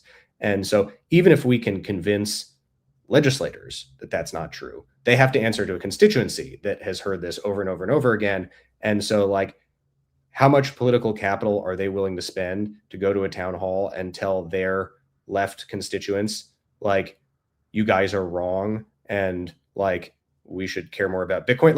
It's just a hard sell. And so that's the other dynamic that's going on here that makes it hard to get traction left. Unfortunately, we're in an incredibly polarized political environment where sort of negative partisanship, right? The idea, it's okay, maybe I like what my party does, maybe not, but I really fucking hate what the other party does. That's the number one political feeling in America on both sides of the aisle.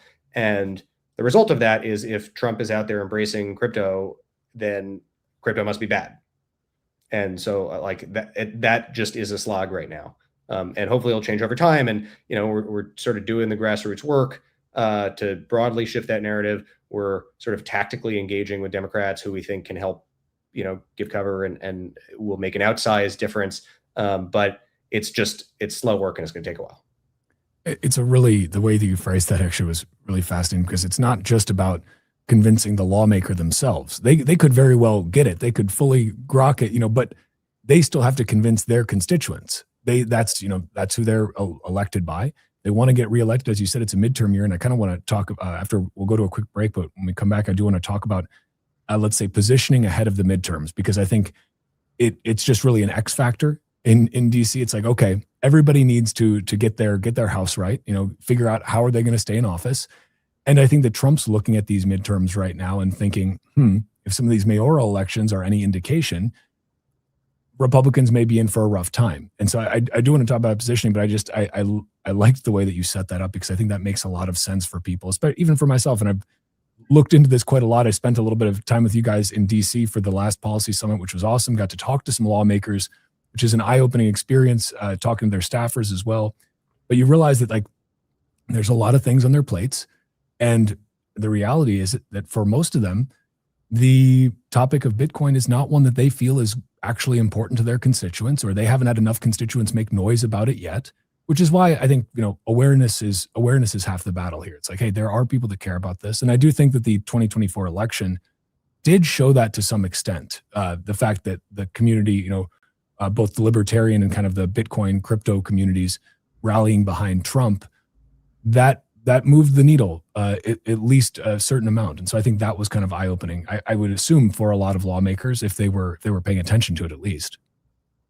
Yeah. Oh, I think the Overton window is definitely shifting. The question is like laying that out against this negative partisanship thing. Like, what moment are we in right now, and which of these trends is stronger? Yeah, no, it's well phrased. We're going to just cut to a quick commercial break. We'll be right back. Want to talk about angling ahead of the midterms and what that looks like. Also, maybe some thoughts on the strategic Bitcoin reserve, because it's something that I think is always on folks' minds. So we'll get right back to it. We're going to cut to a quick break, and then we'll be back here again with Zach Shapiro from the Bitcoin Policy Institute. Stay tuned.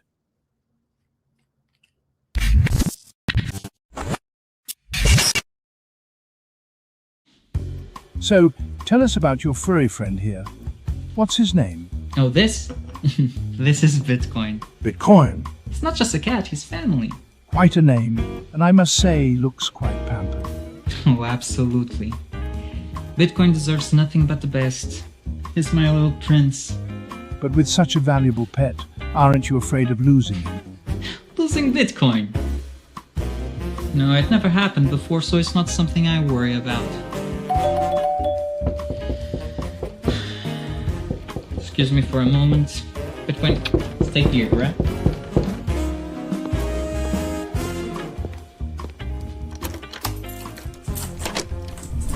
Bitcoin, no! Bitcoin, come on, little buddy, Bitcoin, I need you, don't go!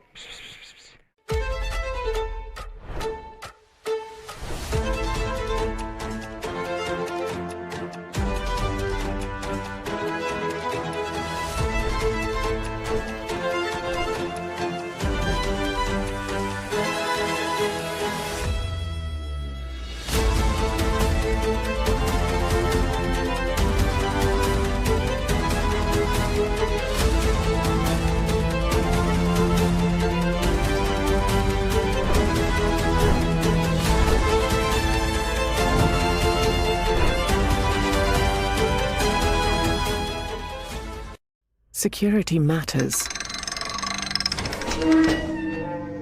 Zappo Bank. The only way to bank your Bitcoin.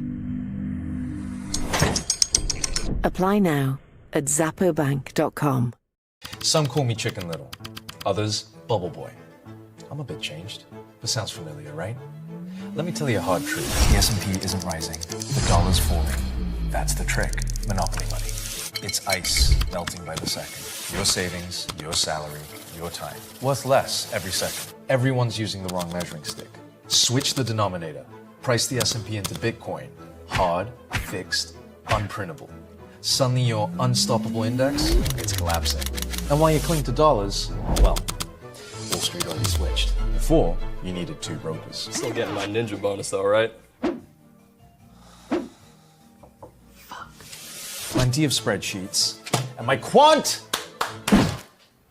I hate this part. I was right, and I'll be right again. If I were you, I'd thank me. You know my name's Dave, right?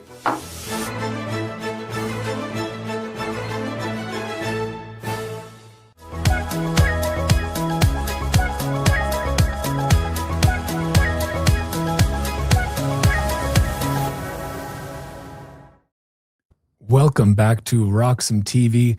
I'm here once again with Zach Shapiro, head of policy at the Bitcoin Policy Institute. Zach, I want to get your thoughts on where we're at heading into the midterms. We were just talking about some of the political maneuvering that happens in DC as it relates to Bitcoin and quote crypto policy. But where do you think we're at right now in terms of things like moving forward with more meaningful steps in the strategic Bitcoin reserve? If something like this is going to continue to be a political football, or if it's something that we might start to see broader support from Democrats as well for, what's kind of your vibe check on this as we head into a midterm season?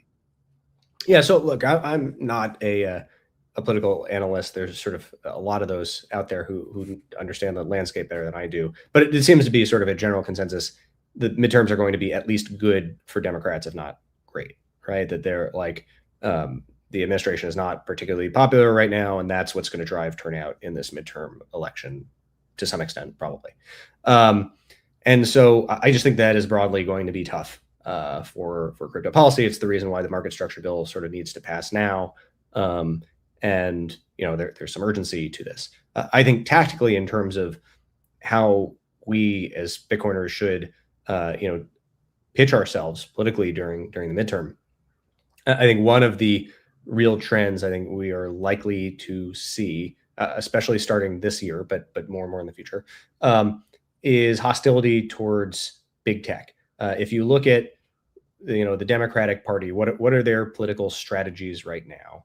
There are sort of two lanes that they have. There is sort of the return to normal, technocratic, pro sort of big government, like the people I went to law school with, who think they're smarter than the general population. The smart people should run things, and they should have a lot of resources. And we're gonna do government well with the smart people.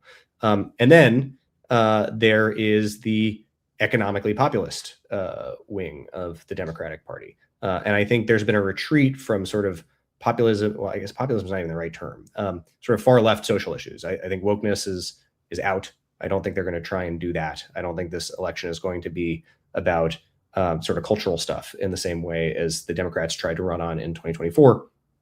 But I think they really have found a lot of support for left economic populism. AOC more popular than ever, Bernie more popular than ever, Madami in New York. I think we're going to see sort of more socialist style appeals and policies and demonizing the wealthy. And then I think in particular, demonizing big tech. People, you ask Democratic voters, a lot of them are concerned about the environmental effects of data centers. This is something that feels familiar if you've been following the Bitcoin mining space. People are worried about the AI taking their jobs, the tech CEOs getting too rich. And this is sort of like one of the big boogeymen. And so in terms of pitching Bitcoin and to some extent sort of crypto more broadly, but I think this is much more effective when we're talking about just Bitcoin, being a tool that is resistant to some of the other technological trends, sort of like Bitcoin is decentralizing and gives power to the individual in a way that AI does the opposite. It's incredibly centralizing. And to the extent that it's really useful in at least the closed source models tend to take power away from the individual, right? If Anthropic and OpenAI and Google know everything about you, that's a lot of power. And no one can take away your Bitcoin. And the extent that you're worried about sort of ever increasing self-perpetuating wealth inequality, well, that was what Bitcoin was in large part meant to solve, right? Is the unfairness of the fiat system, right? And the Cantillon effect, and the way that wealth begets wealth without having to be productive or make good decisions. I think that's a powerful narrative to meet the moment. The way that Bitcoin is anti-big banks, I think pointing to like, if you're a Democrat or Republican that wants to be in favor of this stuff, I think the hissy fit that the banks are throwing right now over stablecoins, it's a great thing to point to. I don't think big banks are particularly popular among any demographic other than the sort of lawmakers who cash their checks and put their language into bills. So I think that's sort of the best footing we have. We'll see how well that goes. Like the problem is Trump likes Bitcoin, so Bitcoin is bad message is also very loud, and so that's sort of what it is. Now, if these midterms go well for Democrats and sort of Trump is backed into a corner, you might see him in some ways even less constrained. I mean, I think that might be what we're seeing with some of this foreign policy stuff, is that Trump has run into issues with some of his domestic policies not going as planned. He might be hemmed in by the Supreme Court on tariffs. But when it comes to the use of the U.S. military, he's, there's the commander in chief, is basically a dictator. And so he can do all this stuff like, with Maduro and whatever they're going to do in Iran and maybe in Cuba and Colombia. And you could see more executive action that he just does have the power to do constitutionally, and politics be damned. There's no more midterms ahead after that point. He can't run for election again. He's going to do him. And so that maybe opens up some more interesting pieces on the chessboard with regard to like a strategic Bitcoin reserve. So I think that the prospects of like getting something like the Bitcoin Act passed, like I think people sort of misunderstood what the Bitcoin Act was. That was really meant to shift the Overton window. Like one day the United States government really may buy a million Bitcoin if that's possible. But like the chances of that happening right away, I feel like we got over our skis on. And that was a big part of the story of last year. But I think it was helpful moving the Overton window. That is going to, the chances of something like that happening go down if the midterms swing left, but the chances of executive action don't. And so a lot of this stuff, and we don't broadcast this publicly, but a lot of the work that BPI does sort of behind the scenes is talking to the executive agencies. We think that like there's a lot of time and effort and money being poured by the industry into changing, hearts and minds on Capitol Hill. And rightly so, right? Like we want this market structure bill to pass. But what's being ignored right now is the incredibly powerful executive branch that administer the laws and execute on U.S. policy. And, and everything from sort of our foreign policy to our, the Treasury Department to, like the stuff we care about in intelligence, the military, whatever.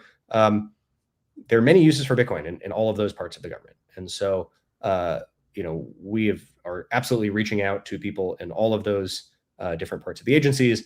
They are more friendly to our message in this administration. And we think that sort of like seeding the rank and file of the US government with people that understand Bitcoin and see it as an effective tool, good Bitcoin policy is an effective tool of American policy. That's a very powerful way forward. And potentially, even if the midterms go very badly for the Trump administration, that unlocks more freedom in the executive branch in the latter 2 years. It's also very interesting as all of this is happening, like Bitcoin exists, the Overton window has shifted, as you've said.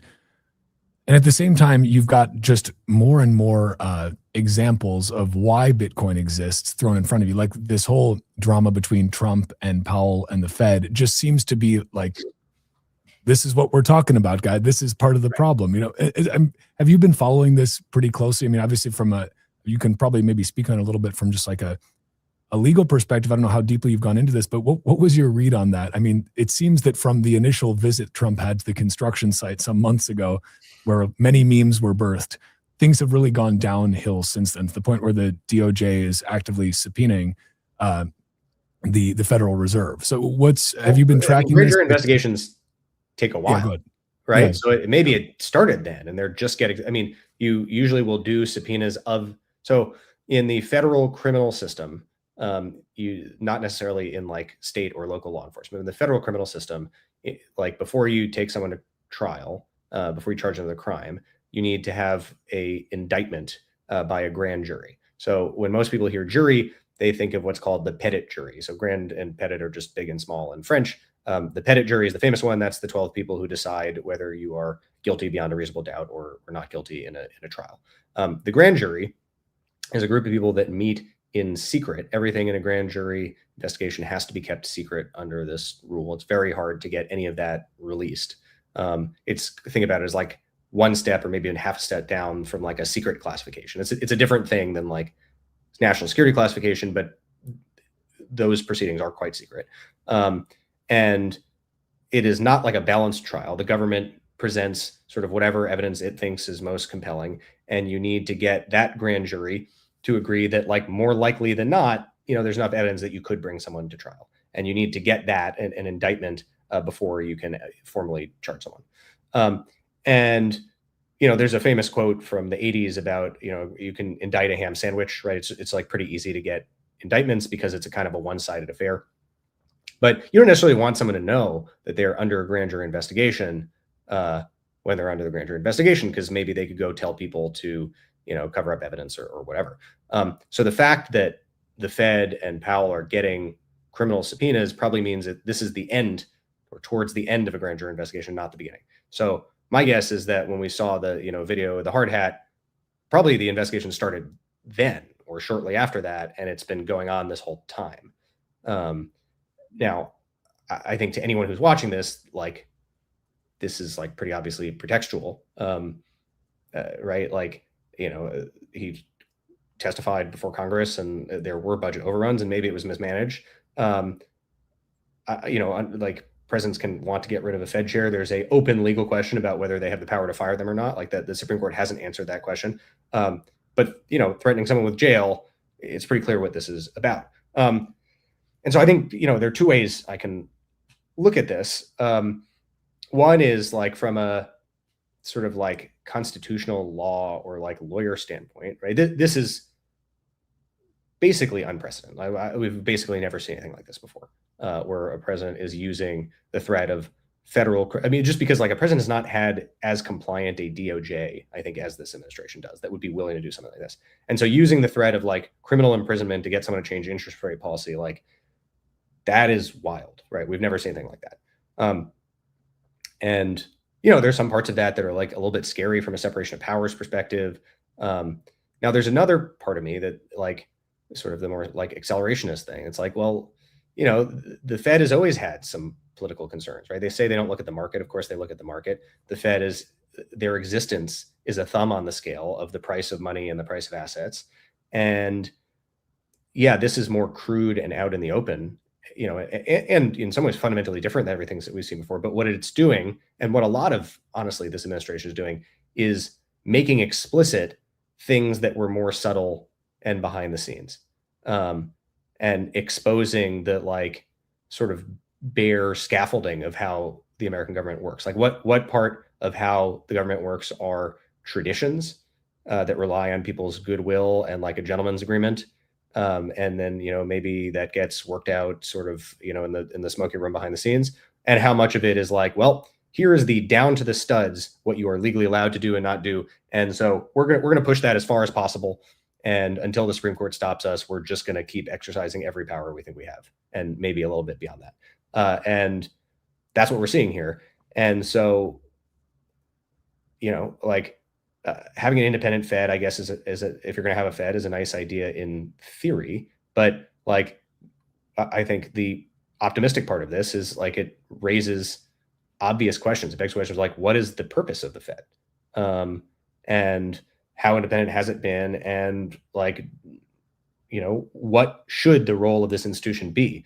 Right? If you're a Democrat and you think that the Trump administration is tearing down the government, okay, like if we're going to rebuild it, maybe we don't do it exactly the same way we've been doing it for 50 years. Like, let's put some first principles thought into what good governance looks like. And so, the worrying part is that like, this does seem to be pretextual and it is a power grab. The other side of it is, if you blow enough stuff up, maybe what you rebuild is better, because like we had just taken a quote unquote independent Fed for granted, for over 100 years now.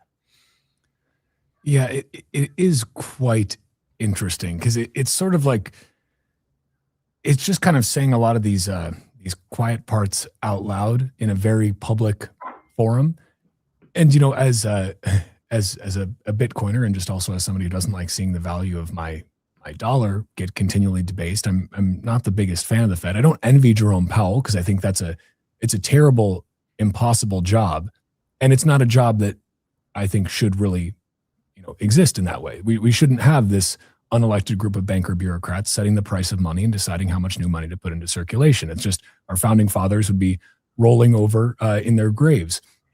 And as you look at this, though, it really is one of those things where you kind of have to, in some ways, Trump is like, I can't tell if it's 4D chess. That's always the question with Trump, right? Is it 4D chess, or is it just wrecking ball? Let's just go in and see what we can do. I'm not sure, but it certainly makes things quite fascinating. Obviously, Powell's term is up in May anyway. So is this just Trump's attempt to kind of maybe push on Powell to play ball a little bit more with interest rate policy prior to that?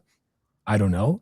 One would also think that by doing this right now, if that was the goal of it, I'm not saying it is, I'm just saying if it was, this would potentially be counterproductive to that, because now if Jerome Powell does anything that is viewed as supportive of Trump, people are going to cry, oh, look, see, Trump forced Powell to do this, the Fed's not independent, et cetera, et cetera. But I don't know. I mean, it's pretty amazing to see. I've never seen so many people come to Powell's defense. That's been kind of the remarkable thing, is you got a lot of people who all of a sudden are coming to defend the poor little central banker. It's wild. Well, it's an interesting split. At least I don't know if like how much time you spent on X, but between the finance guys and the tech guys.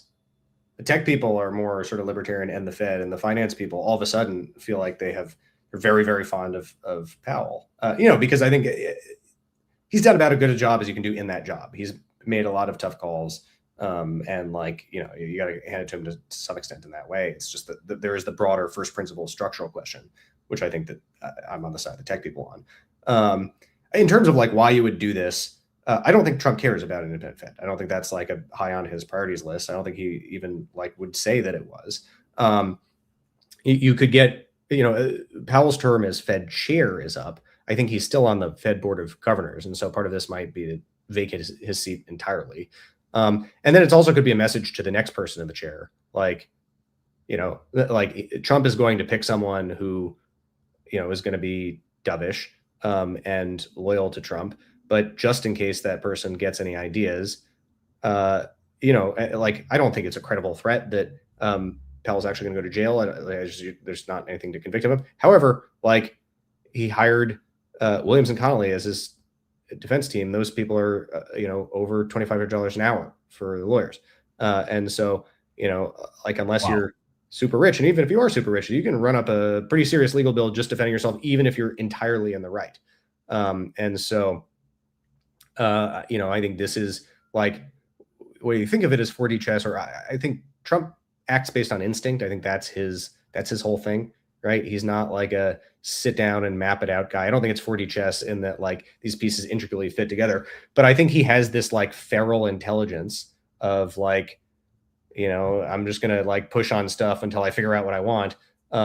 And he understands leverage. And I think Trump is like, this is a source of leverage explicitly to make the Fed not independent. Just like the Department of Justice is no longer independent, right? We used to think that like the Attorney General is supposed to have a big separation from the president, and like that's just definitely not what's going on now. Yeah. And I think this touches back on the midterms, right? This touches back on wanting, even though Trump's not up for re-election or anything, but obviously he wants to not be a lame duck president as he goes into the final part of his term. But I have to imagine he's looking at this and thinking, well, what's one of the biggest reasons that people vote against whatever is the current controlling party? Well, it's how's the economy doing? How does it feel like the economy's doing? Is the price of everything going up and up and up? And do I actively feel that? Or is the price of everything going up and up and up, but also like my stocks are going up and the economy feels good? And so, okay, like that makes a huge difference. And I have to imagine that Trump just wants to try and start juicing the economy with liquidity as fast and as heavily as possible. And right now views Powell as somewhat of an impediment to that. And so either wants to get Powell to play ball while he's still in office, or wants to get Powell out of office quicker so we can get in somebody who will play ball. Maybe that's too simplistic, but it feels like that's got to be a huge factor. Yeah, and I would say it's juice the economy in general, but more specifically, the other thing that Trump knows a lot about is real estate. And I think that like home prices and the affordability of owning a home is probably the single most potent political issue I can think of. It's something that like really has radicalized multiple generations now that the boomers own all the houses and everything is unaffordable and interest rates are high. And so I think we're going to see this year a lot of housing related policy out of the administration. But they also want to pair that with lower rates. They want to get the housing market moving again and people into homes. And that's an important piece of it.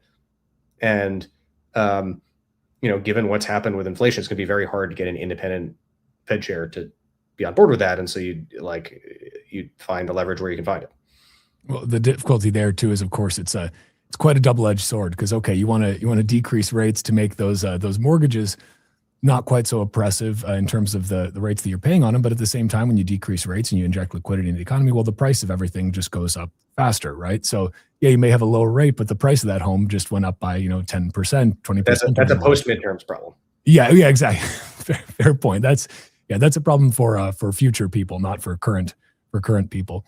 But it will certainly be interesting to see how this plays out. Obviously, Treasury Secretary Scott Bessent he was at the pub key opening in DC. That was just wild to see. You've got a lot of people in the administration who are clearly very kind of anti-Fed and also pro-Bitcoin in almost a shocking way. Like it's kind of crazy to see. You guys have been obviously deep in this, so I don't know if it's crazier for you or less crazy just because you've seen the whole thing progress. But just hearing the language from some of these people around the Federal Reserve, it's like, well, you're saying things that kind of starting to sound like Bitcoiners are saying, and it's a wild place to be at, Zach. It's a wild place. Yeah, it is. Now, one thing I would like just to give some color on what this is like interfacing sort of behind the scenes. There is a difference between the senior appointed people in these executive agencies and the rank and file staff. And like when we talk about stuff like the SBR, a lot of the sort of impediments to get it done are not coming from the most powerful people in the administration. It's coming from the bureaucracy. And so like a lot of our time, again, like these are sort of things that we have to do sort of slowly and methodically and sometimes behind the scenes, but like it's really getting to the staff. And so Bessent, I think if he had his way, like we would have the Treasury would help create a strategic Bitcoin reserve and fund it. And I think they are aware of budget neutral ideas for doing that. The question is like, okay, if you're going to do something like tap the Exchange Stabilization Fund, all of the people in Treasury, the sort of like rank and file people who manage the ESF, who like it's never been used quite like that before, are they going to just throw up enough roadblocks and legal questions or whatever that like practically it's not going to happen? And so the Trump administration, they've been very aggressive at getting rid of people, even in the rank and file, who are sort of not aligned with what they are doing. And that was a big part of what Doge was about, but it hasn't gone all the way there. And so the question is, how much of this is going to filter down from the top? How much of a priority is the White House going to make it? Because if they exert like sort of like the Eye of Sauron, like if they like look directly at you, they can force the policy outcome, right? They just say, we're doing this, and then like you do it or you're fired. But if they're not laser focused on, one issue, the bureaucracy might not do that. And then how effective can we and organizations like us be in just going into the bureaucracy and like talking to the sort of rank and file people there and explaining, hey, like Bitcoin should be towards the top of your list of things you care about, before we talk about even what the right policy is, because this is a powerful tool for you to leverage where there aren't a lot of other similar tools that get done what we need to get done. Yeah, it's one of those things where Bitcoin tends to be a bit of a mirror for people. And what I hope, and I think what you guys are really actively working toward, is more people in places of power realizing that Bitcoin is fundamentally like it's pro-American. It's aligned with American ideals. Whether you consider yourself a progressive, like Bitcoin is as progressive as it gets. Like it is literally progress. Like it is progress in terms of how our money is. It's also very conservative. Its monetary policy is necessarily conservative. It has something for everyone in it. It just depends on how you look at it. So that's why I'm always, I had very mixed feelings about, really engaging so much with DC lawmakers and everything until I thought about it for more than 5 minutes. And I realized I would rather have a government full of Senator Lummises than Senator Warrens, and that's kind of the very simple way I've broken this down. And so I'm very grateful for the work that you guys do. I know it is not, from the very limited time I spent interfacing with some of these people, I know it is not easy. It is an uphill battle, but you guys, you really do an incredible job with it. And so I just want to thank you guys for all the work that you do. Do you guys have anything coming up that you want people to know about? Any either events, reports, or any place you want to send folks? Check out our tweet thread today about the capital gains exemption, the de minimis. I think that's super important. That's something that deserves a lot of focus, and I think it's something we can make real progress on. if you're in the DC area, come by, check out our office in the large pub key there. It's a really cool space. We've got a stuffed honey badger, which is pretty awesome. Got to take a selfie with last time I was there. And you know, stay tuned. We've got a lot of stuff coming up, and I don't know how much sort of like we're going to have another summit this year that folks are welcome to come to. You know, we also do sort of smaller events behind the scenes, and just keep in mind, like, you know, Twitter is a place that has incredibly high time preference, and just because we're not doing anything in public in a given moment doesn't mean that we're not, you know, doing important work and making progress. We really are here trying to represent the Bitcoin network as best we can within the levers of power in Washington, D.C. And some of that is about sort of, you know, rallying grassroots support and sort of very public initiatives like the Clarity Act. And some of it is necessarily going to be more behind the scenes, sort of one-on-one, more tailored stuff. And so sort of bear with us while we take both approaches. Yeah, I would definitely say, remember, folks, you want to have a lower time preference, but it's sometimes hard on social media. Maybe just one quick thing, then I'll get you out of here on time, I promise. But I look at this de minimis tax exemption thing, and my first thought is always, well, this is a beautiful foot in the door to eventually getting rid of all capital gains on Bitcoin. Is that naive and starry-eyed dreamer of me, or do you think that that's a potential path if we get this foot in the door with this, to set a precedent to say, look, below this threshold? Then it just becomes a question of, well, what's the threshold, right? Or do you need a threshold at all? What do you think on that? Or am I getting way out over my skis? I mean, I'm going to dodge your question a little bit and say that's fair. Well, I guess I'll just say politically, it seems hard to see how Bitcoin gets meaningfully different sort of long, I don't mean long-term capital gains, but like the sort of long tail of capital gains treatment than other assets.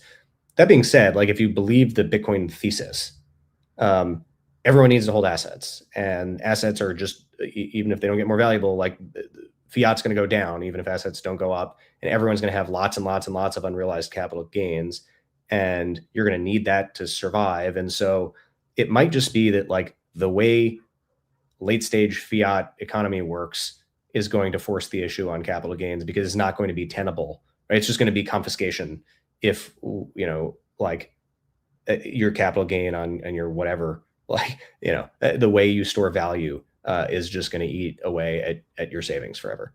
You know, we're seeing a lot of the opposite right now, right? Like rather than getting rid of all capital gains, what we're seeing, like in California, right, is they want to tax unrealized capital gains, right? The billionaire's tax. And so I don't think that, like, I think we are moving into a much more sort of like economically populist moment than before, and things are more likely to get worse on that front than better, at least in the short term. And we should position ourselves politically accordingly. Like I do think we have something to say to the economic populace. I think Bitcoin is an economically populist movement, right? We can say, listen, like the symptoms you're identifying are all the correct symptoms. There is a problem. The answer is not socialism and giving more and more and more power to fewer and fewer people to set policy, especially people who like just have no idea how the economy, like you know, I live in New York City. This lady who's our housing czar, it's like we should all live in collectives, and everyone puts in a third of your income, and people who make $1 million a year are going to pay $300K to live to the people who are paying, like, that's like really crazy if you think about it for 3 minutes, like that. But like the answer to the very real problems with housing affordability in New York City are not that, right? It's the opposite. It's like, let's move towards an actual free and fair market. And so, yeah, like de minimis exemptions is really important because we want Bitcoin to be a spendable currency, and that has all sorts of, you know, progressive benefits because people use it around the world as a medium of exchange where they don't have access to you know, better, you know, money than their local fiat. But I think more energy politically, right? Like we should focus on countering the bad stuff that's coming in terms of confiscation, and then eventually, like what I think is more likely to get us to no capital gains at all is just going to be the reality of money printing and the fact that everyone is going to have a ton of unrealized capital gains. Oh, I like that perspective on it. And yeah, I am sorry with what you're going to probably have to deal with in the coming years in New York City. That is an interesting situation, which I think many of us are monitoring said situation from our couches. But it's nuts. But Zach, really appreciate you sharing your time with us today. Appreciate all the work you guys do. Check out Bitcoin Policy. You guys now have the handle at Bitcoin Policy on X, which is nice. So check it out. Zach, thank you so much for joining. We're going to go to a quick commercial break. And then when we come back, we're going to be here with Nathan from the Bitcoin Mentor. Stay tuned. Zach, thank you so much again for all the work you and BPI do.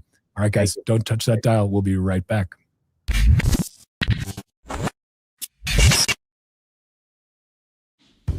So, tell us about your furry friend here. What's his name? Oh, this?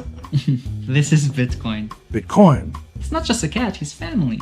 Quite a name, and I must say, looks quite pampered. Oh, absolutely. Bitcoin deserves nothing but the best. He's my little prince. But with such a valuable pet, aren't you afraid of losing him? Losing Bitcoin? No, it never happened before, so it's not something I worry about. Excuse me for a moment. Bitcoin, stay here, right?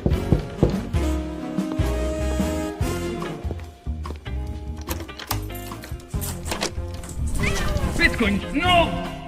Bitcoin, come on, little buddy, Bitcoin, I need you. Don't go.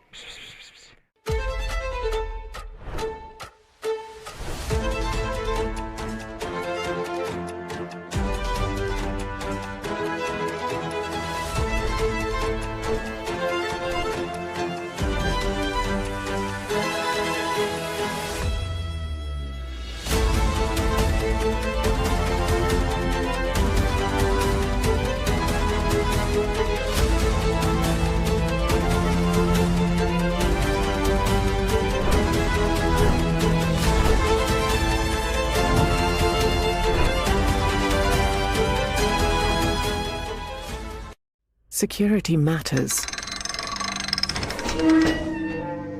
Zappo Bank. The only way to bank your Bitcoin. Apply now at zappobank.com. Some call me Chicken Little, others Bubble Boy. I'm a bit changed, but sounds familiar, right? Let me tell you a hard truth. The S&P isn't rising, the dollar's falling. That's the trick. Monopoly money. It's ice melting by the second. Your savings, your salary, your time. Worth less every second. Everyone's using the wrong measuring stick. Switch the denominator. Price the S&P into Bitcoin. Hard, fixed, unprintable. Suddenly your unstoppable index, it's collapsing. And while you cling to dollars, well, Wall Street already switched. Before, you needed 2 brokers. Still getting my ninja bonus though, right? Plenty of spreadsheets. And my quant! I hate this part. I was right, and I'll be right again. If I were you, I'd thank me. You know my name's Dave, right?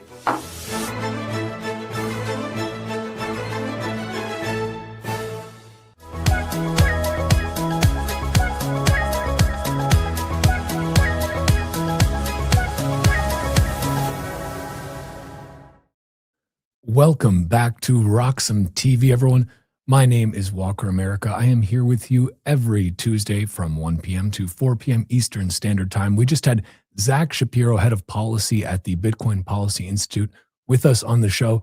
And now it is my pleasure to welcome back to the show Nathan from the Bitcoin Mentor, an offshoot of BTC Sessions' legendary channel.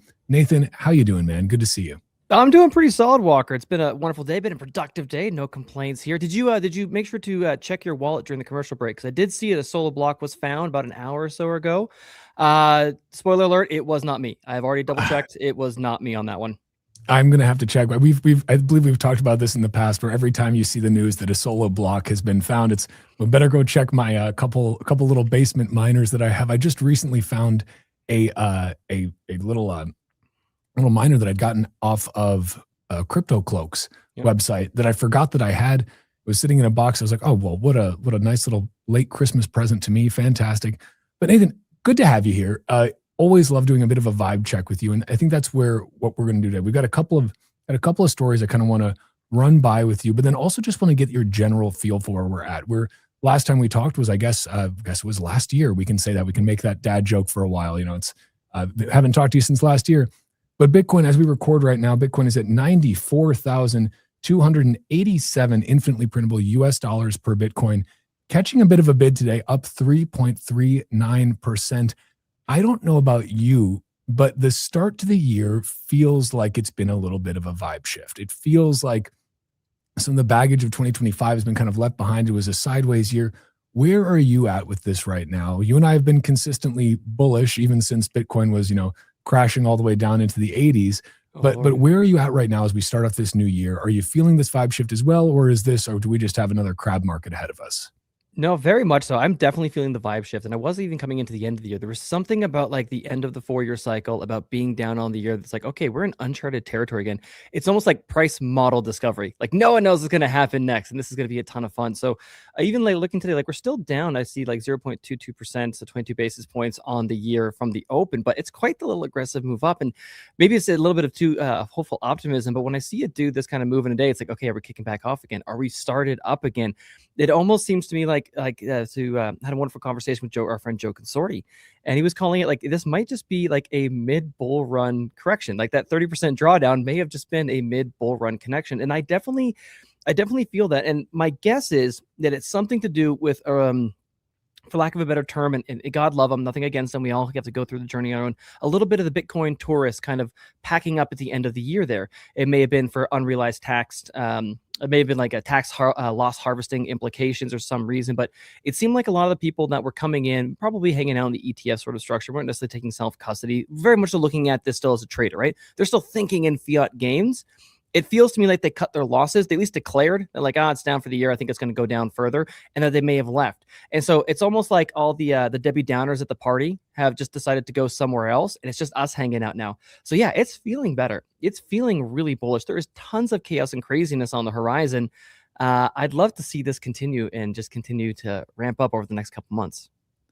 Well, and also, some things change, some things stay the same. One of the things that stayed the same for a while has been Michael Saylor's strategy, continuously putting in a bid for Bitcoin. And they just, as of just yesterday, put in, I think, one of their largest purchases in quite some time. Michael Saylor tweeted out that Strategies acquired 13,627 BTC for $1.25 billion at $91,519 per Bitcoin. And they actually managed to buy lower than the current price, which is amazing. As of 1/11/2026, we hodl, 687,410 BTC acquired for $51.8 billion at $75,353 per Bitcoin. I mean, whenever I see these Saylor buys, and especially, I follow the MSTR stock as well pretty closely. Like I do own a little bit of MSTR. I always recommend that people just hodl Bitcoin, but do whatever you want with your own money. But Saylor has been consistently, I think, probably the most bullish guy out there. This has not changed. Whether it was the depths of the bear market or whether it's as Bitcoin's hitting new all-time highs, Saylor has been buying. There was recently a pretty spicy interview with our friend Danny Knowles from What Bitcoin Did and Saylor. I'm wondering if you got a chance to watch it. I'm still about halfway through, but what was your read on that, if I can ask? Yeah, no worries. I'll absolutely get into it. I will give you a little bit of a different take, because I was completely ignoring the context, the actual of what they were saying.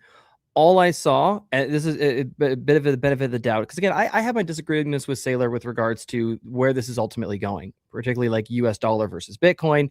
We're coming at it from a very different position, extremely different position. I don't have billions or like 600,000 plus Bitcoin at this point, but we have a different outlook, probably a different mission and a different vision for the future. And that's fine. I don't think that's necessarily has to be adversarial, to his point, to his credit. But what I saw with Danny had nothing to do with Danny. Like, I'm going to go armchair psychologist right now. It was such a misinterpretation of what Danny was obviously trying to communicate. And he was trying to clarify as well, too, to be met with that level of hostility and kind of aggression just immediately spoke to me like, oh, this has nothing to do with Danny. There's something else that we don't know. I mean, it's that cognitive bias, right? Whenever something goes well, we tend to blame internal factors. When something goes bad for us, we blame external factors, right? I will cut Saylor some slack in terms of like all the podcasting he does. He's been on BTC sessions. He just does the rounds all the times, and everyone's always looking for. It's not like he can just sit back and relax, right? It's not like Saylor comes on with us and he's just gonna crack a beer and like, boys, what's up? Right? Like just chill and have a good time. He has to be on, right? He always has to be on. Everyone's looking for that next like Robert Breedlove high level model thinking that they never thought of before in some abstract way that just completely opens their mind to a new avenue for Bitcoin they never considered. That's a tall order to constantly be on like that. And so if we see repeat, if something else like this comes up later, I would like somebody to ask the questions that he was getting at, basically, because the big thing that I think they were missing was basically that they are competitors. The whole idea that they're not competitors is like, no, that in this sort of realm, you kind of are. Like there is that treasury company play. And I get what Danny's getting at. It's not just like Apple's saving in Bitcoin and MicroStrategy is saving in Bitcoin. The Bitcoin is part of your business, not just in the reserve capital or like capital allocation kind of standpoint. So I'll take it as a 1. I think it was likely just like there was something else going on in the man's life. I'm sure he has a ton of stress and a ton of people barking at him and demanding things all the time. I think it looked terrible. But I've been tired and grumpy and made mistakes. I've had people annoying me about something, and I've been kind of maybe abrasive with the wrong person. So my interpretation was what we saw there was a brief glimpse that Saylor actually is a human and not just an autistic robot. And I think it had, I honestly don't think it even necessarily had anything to do with the question. It felt like you're running an axe against somebody who wasn't Danny. And you can even tell by Danny's body language, right? He's quite taken back, as was the audience, because it's so did not fit the situation or the room or the fact that you're friends it's not even like online banter either too, right? It's like the guy's sitting right across from you. Like he probably, let's maybe give him a little bit of goodwill. He's probably trying to ask something. Maybe you don't want to ask, but you can still say like, I'm tired of this question. You don't have to necessarily attack the guy personally because it got personal, which was really weird, right? He was calling it a stupid question and he was offended. And as soon as I hear somebody say that they're offended, I spent way too much online. I just write you off at that point. Like I don't give a shit if you're offended. That usually tells me that you can't win the argument. So my broad takes was it's probably just a bad day for Saylor, and it probably had nothing to do with Danny. Yeah, I think that's fair. I think one thing, if I can play devil's advocate to it a little bit, would be that I truly believe that Saylor is looking so much further in the future than most people. I think he genuinely does not care about the next couple of years. Like that's inconsequential to him. I mean, he had his company hit its prior all-time high, in the .com era, and then spent the next 20 plus years waiting for it to reclaim. The guy has a low time preference. Once he figured out Bitcoin, I think that time preference went even lower. You look at all the models that he puts out with regard to price, they're 21-year models. These are not overnight things. And I think that sometimes where his, there's the famous Saylor sighing compilation, because when he's been asked the same question, over and over again, Tucker Carlson, so what is a Bitcoin? It's like, oh, come on. But so I think some of his frustration stems from the fact that he's looking at this saying, and to Danny's credit, Danny's just trying to ask questions that he knows his audience wants to hear about, right? He's doing his job. I think Saylor gets frustrated because he's saying, why are you asking me about something that's going to happen in the next year or whatever? I'm looking at this for the next couple of decades. This isn't a year by year play for me. This is, I know what's happening in the future. And in the future, if you believe that this thesis continues to play out, Saylor is correct that, okay, it doesn't matter that these companies won't be competing with each other because every company will be a Bitcoin treasury company. They'll have a Bitcoin treasury strategy. The other reality is that right now, at this moment in 2026, these companies are competing for capital because that's their primary value driver, is that they are using fiat tools to acquire Bitcoin. So it can be true now and not true in the future. And I think that was the disconnect that I saw, was Danny's trying to get a feel for the here and now. Saylor's saying, why are you even asking me about the here and now when in 20 years that this question is irrelevant?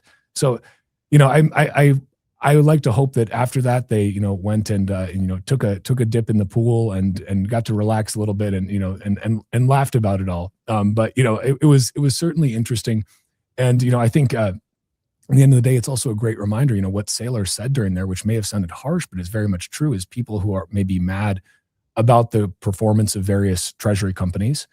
If they bought those at the top and now they're sitting, a lot lower than when they bought them.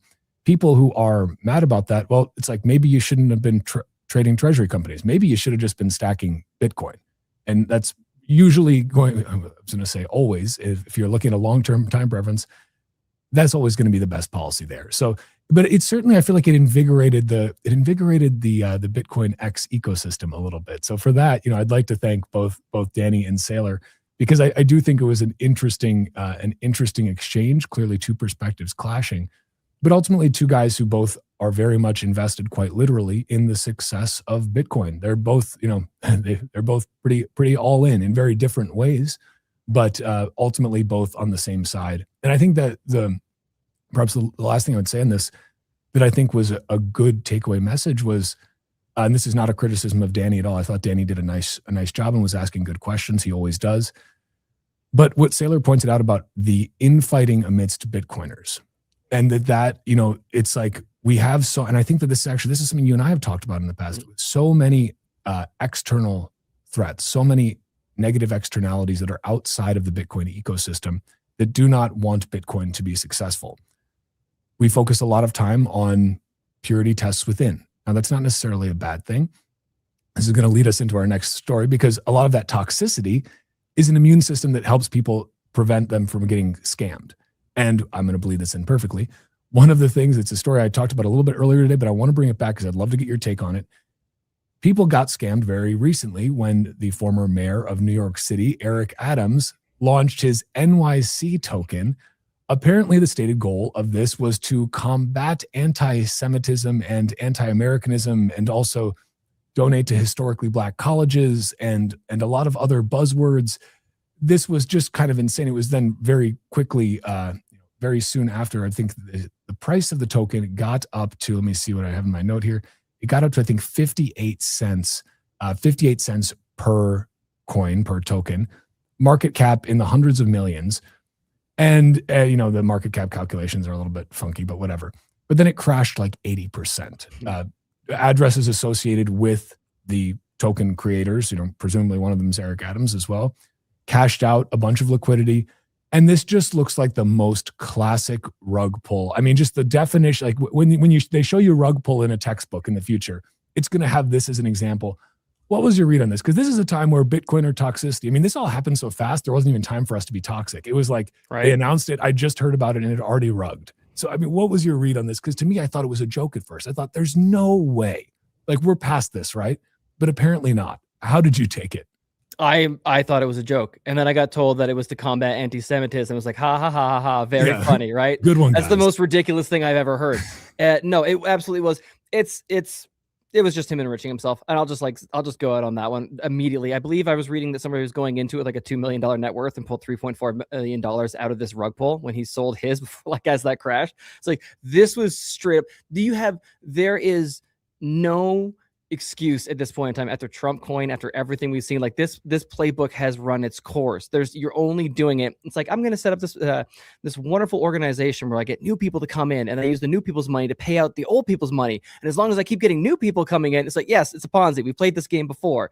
If you're setting up a meme coin for these specific charities, we're going to save dogs from cats, and we're going to make sure that anti-Semitism is, combated all around the New York streets, at least on the West Side. Like, it's just marketing buzzwords, feel-good emotional topics to get you to part with your money to enrich the founders. There's nothing else to it. There's absolutely nothing else to it. And it won't stop, right? I imagine the bucket at which they can draw from is going to decrease over time, in terms of, like, you got to wonder how many times you get rugged on these things before you walk away. Like, who's still holding on to Huck Tua coin? Anybody still got Huck Tua coin out there? Forgot about that. She rode off into the sunset, or like, it is insane though. It's like, time and time again, these things happen. And what I'd like to get your opinion on too is, do you think that ultimately these sorts of scams, do they drive more people toward Bitcoin because they create further evidence that, yes, there is a distinction. Bitcoin is not NYC token. Bitcoin is not Huck Tua coin. Bitcoin is not it's not Ethereum. It's not any of these. It's Bitcoin. Or does this just create more hesitancy overall because most people don't actually have the granularity to say, here's why Bitcoin is different from this? To them, Bitcoin is just crypto. Bitcoin is just Sam Bankman-Fried. Bitcoin is just Donald Trump meme coins. Bitcoin is just Eric Adams meme coins, Huck Tua coins. It's all the same. What do you think on that? Because I'm conflicted, and I honestly, I've come to the conclusion that I think it does more harm to normal people adopting Bitcoin than it does good. I think it drives more people away from Bitcoin than it does toward them, sadly. But I'd love your opinion. I'm kind of with you there. So I was trying to pull it apart in my head. I was like, which way is this necessarily going to go? And I think the biggest thing that gets in the way is purely just ego. And so what I mean by that is I think it's going to hurt adoption along the way, right? Because one, if they were ever at any point told Bitcoin, not crypto, they're not going to be able to swallow that. And it's the unfortunate, especially when we're in such a fiat system where everyone is struggling for just their basic needs, it ends up kind of becoming crabs in the bucket, right? You'll really find out who your friends are when you're successful and see who's trying to drag you down or throwing shade or throwing doubt on that sort of situation. And so with that, because to do that, you're not doing it for ideological reasons. Nobody was buying the New York coin being like, I'm going to fix the situation in the Middle East by buying this dude's token. Nobody had that. They thought it was going to pump and they were going to make money. So they're stuck on the fiat treadmill. They're thinking in fiat games. They're probably desperate. They're probably having a really hard time, and they're just throwing a Hail Mary. They're looking for that lottery win because they think that's their only way out. And so with that, it's very difficult. Like, they're going to look at the whole kind of ecosystem, whatever terrible word that is, and assume that it's all going to fail, right? They're going to have that kind of animosity towards it and kind of want Bitcoin to fail as well too. They'll look at the two the same though. It's not that I was stupid. It's you're all going to get rugged at some point. It's not that I made a mistake. This is all just Fugazis. There's nothing different about it. It's a Ponzi. You'll get hit as well too. And so I think the kind of natural self-protection of that you didn't make a stupid mistake and that there is a differentiation and people could see one or the other. I think that's really hard for a lot of people to swallow, because again, that is a low time preference, self-reflecting behavior that is not in line with what got them there in the first place. Will some? Absolutely. Will most just go away and not come back? Yeah. I mean, there's tons of people that I knew from like the 2021, 2022 era that were setting up an account. They were getting in on it, right? We were all doing it COVID times. And there's a lot of them that, even though they were then, have never come back. Like, they legit, after FTX and after that kind of the end of that cycle, they have not ventured back into the space. I think crypto is largely dead. Like, I think it's on its deathbed right now. We'll see these little pump and dumps along the way, but I think that crypto's dead and retail's still not here, because the reason retail's still not here is they're not going to come through the door for mission and freedom and prosperity and family and community and all the wonderful things that we get to build in our libertarian utopia now that we separate state from money. They're going to come because Bitcoin starts running like silver last year and they go, oh shit, I need some. And greed just pulls them in. And then hopefully they start listening to you, me, Danny, even Saylor, and we learn some things along the way. But again, I think the ego will stop anyone who got scammed in crypto from coming back anytime soon. And number go up is going to be the biggest pull for sure, and it's coming. Yeah, I do want to play this video real quick, because it is just it just seems like it must be parody. Let's roll this. Second black mayor of New York City. There you go, brother. All right, take care. I can't believe this. Thank you, sir. Good to see you. God bless you, man.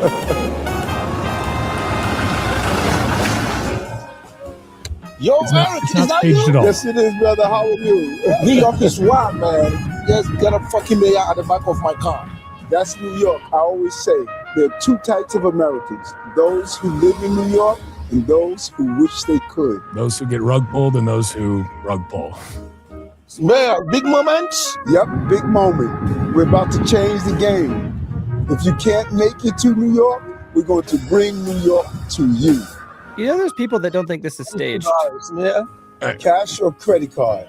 You got some of the New York City talking? We'll get you some, brother. This thing is about to take off like crazy. I mean, just absolutely. I mean, seems as though it must be parody, right? Yep. It seems too ridiculous. It's too on the nose. Like, really, like the cab driver's asking you for that NYC. No, he's not, sir. No, he's not. And you just rug pulled everyone, allegedly. Yep. Because I don't know if, who knows what you can legally say. And I'm sure he'll come out with some sort of response, say, oh, it wasn't me. I mean, do you remember, let's not forget, Javier Milei also pulled this, with that massive Libra scandal.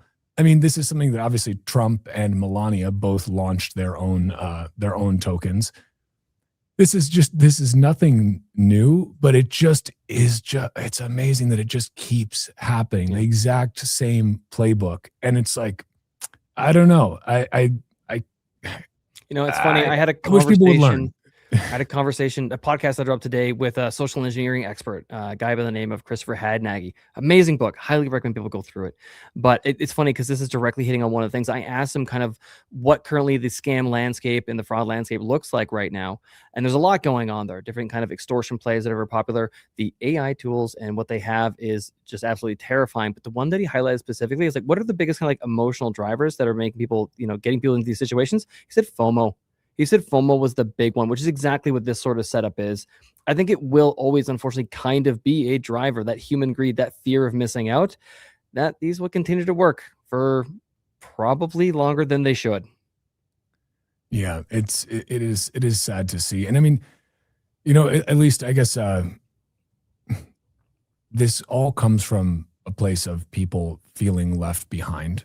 Yep. Again, you mentioned the FOMO, the fear of missing out, but it comes from a place of when the money is broken, when the money is deteriorating, people necessarily start to look for ways to get ahead. They realize they're bailing water out of a boat that's full of holes. They know that they're sinking, and they're looking for any opportunity they have to try and get out of that position. And you can't blame people for wanting that. It's not people's fault that this situation is the way it is. I'm not saying personal decisions obviously matter, all of this, but more broadly, it's not the average person's fault that we've got central banks around the world that print money out of thin air and set the price of that money. That's not the average Joe's fault, And one of the things I want to get into with you, we got to cut to a quick commercial break for a second here, but when we come back, I do want to talk about kind of the extreme case of when money breaks. And I think what we're seeing right now in Iran is that on steroids. I mean, it is literally, it is a monetary revolution, but it is also obviously a revolution against Sharia law and all the other just horrible practices that are done over there. Turns out people don't like Sharia law, especially women. I can't imagine why. But a huge part of this story is the economic collapse, is the monetary collapse. That is necessarily tied to that, because when you can't feed your family, you get kind of pissed off. And when the money breaks, everything else breaks with it. We are going to run to a very quick commercial break, but when we come back, we're going to dig into that story a little bit too, and maybe talk about, does Bitcoin fix this? Let's see. Stay tuned. We'll be right back.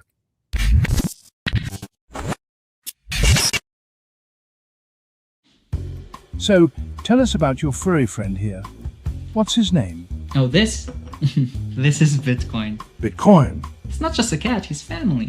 Quite a name, and I must say, looks quite pampered. Oh, absolutely. Bitcoin deserves nothing but the best. He's my little prince. But with such a valuable pet, aren't you afraid of losing him? Losing Bitcoin? No, it never happened before, so it's not something I worry about. Excuse me for a moment. Bitcoin, stay here, right?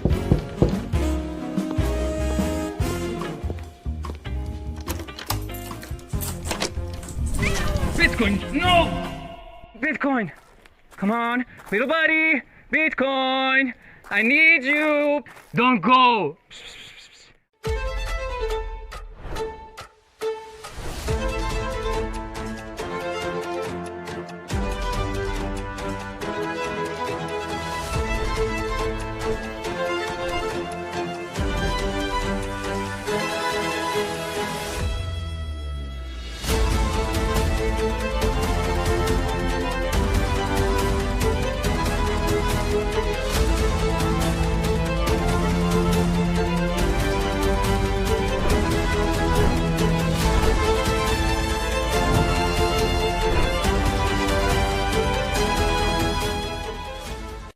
Security matters. Zappo Bank. The only way to bank your Bitcoin. Apply now at zappobank.com. Some call me Chicken Little, others Bubble Boy. I'm a bit changed, but sounds familiar, right? Let me tell you a hard truth. The S&P isn't rising, the dollar's falling. That's the trick. Monopoly money. It's ice melting by the second. Your savings, your salary, your time. Worth less every second. Everyone's using the wrong measuring stick. Switch the denominator. Price the S&P into Bitcoin.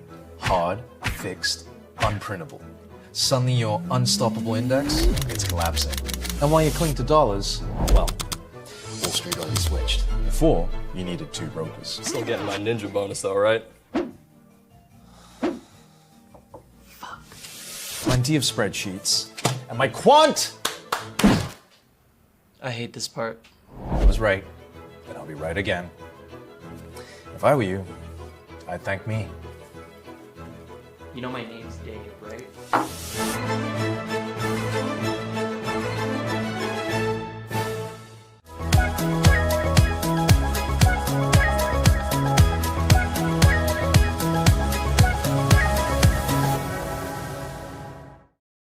Welcome back to RoxomTV, everyone. My name is Walker America. I am here with Nathan, the BTC mentor. And what I want to get into a little bit with you here, Nathan, is right now the current situation that we have with the currency situation in Iran. Obviously, there are massive protests going on across Iran. And one of the factors here at play, obviously, there are multiple, living under Sharia law, notwithstanding. But the national currency, the rial, has basically collapsed against the dollar and against every other currency. It's effectively worth $0.00. It's trading at roughly 1.4 million rials on the open market. It erased, so much purchasing power. And this isn't like, it's been declining for a while. It's basically been declining since the, Islamist revolution in 79. But recently, obviously, it's become more and more acute. That's the funny thing about hyperinflation is that, once it really gets into gear, people start to notice it. You can't paper over it, no pun intended. But I mean, to me, this just seems like one of those classic examples of, look, every fiat currency eventually returns to its marginal cost of production, which is zero. It's worth nothing. They print it out of thin air. And it's very easy for us in the so-called developed world, the Western world, to look and just think of, Bitcoin as just, another investment. But when it comes to a country that doesn't have access to all of the financial instruments that we do, that, they can't buy Michael Saylor's STRC, for example, it's like, to me, Bitcoin and to the people of Iran, I think it's a lifeline that's unlike any other. And I mean, I guess my question to you, Nathan, is, does Bitcoin fix this? Like, it seems like the fiat currencies are just going to keep collapsing, but people have to be paying attention to Bitcoin for it to actually save them from that collapse. You know what I mean? So it's like sometimes they don't pay attention to it until it's already collapsing, but at that point, it's a little bit too late. What's your take on this and just kind of on the situation happening over there? I mean, is this just another one bites the dust, business as usual for fiat? Yeah, 100%. This is the path that all fiat currencies are eventually going to take, but there's just a few things that are kind of play. So first and foremost, does Bitcoin fix this? Yes, it does. It absolutely does. It slays this fiat dragon, right? It's like, does a giant gun help you with the bear problem? It's like, yeah, it will. It absolutely will. But you have to pick it up. You have to know how to use it. You have to know how to aim. Because if you don't have it, you don't grab it, you don't shoot, well, then it was of no value. So the tool itself absolutely fixed the situation, even as it stands today, right? There's nothing more that we need. Bitcoin on-chain, Lightning Liquid, we got eCash, we've got Arc going now as well too. The infrastructure is in place right now that it could absolutely support the entire country of Iran. I have no doubts about that, which would be phenomenal, I think, for everybody involved. But there's just that information asymmetry, right? They don't necessarily have that information. It's not a dominantly internet native population.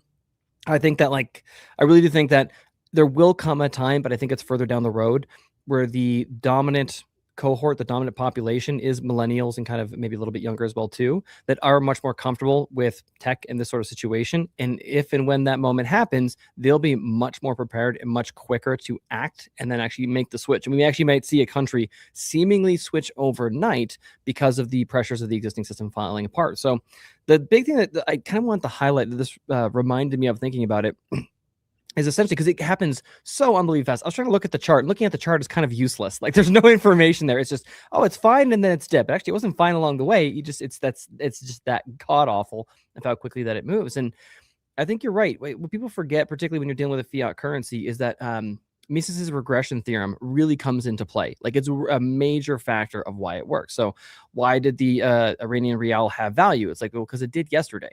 Right? It did yesterday, and that's what I'm comparing it to, and then comparing it to the day before.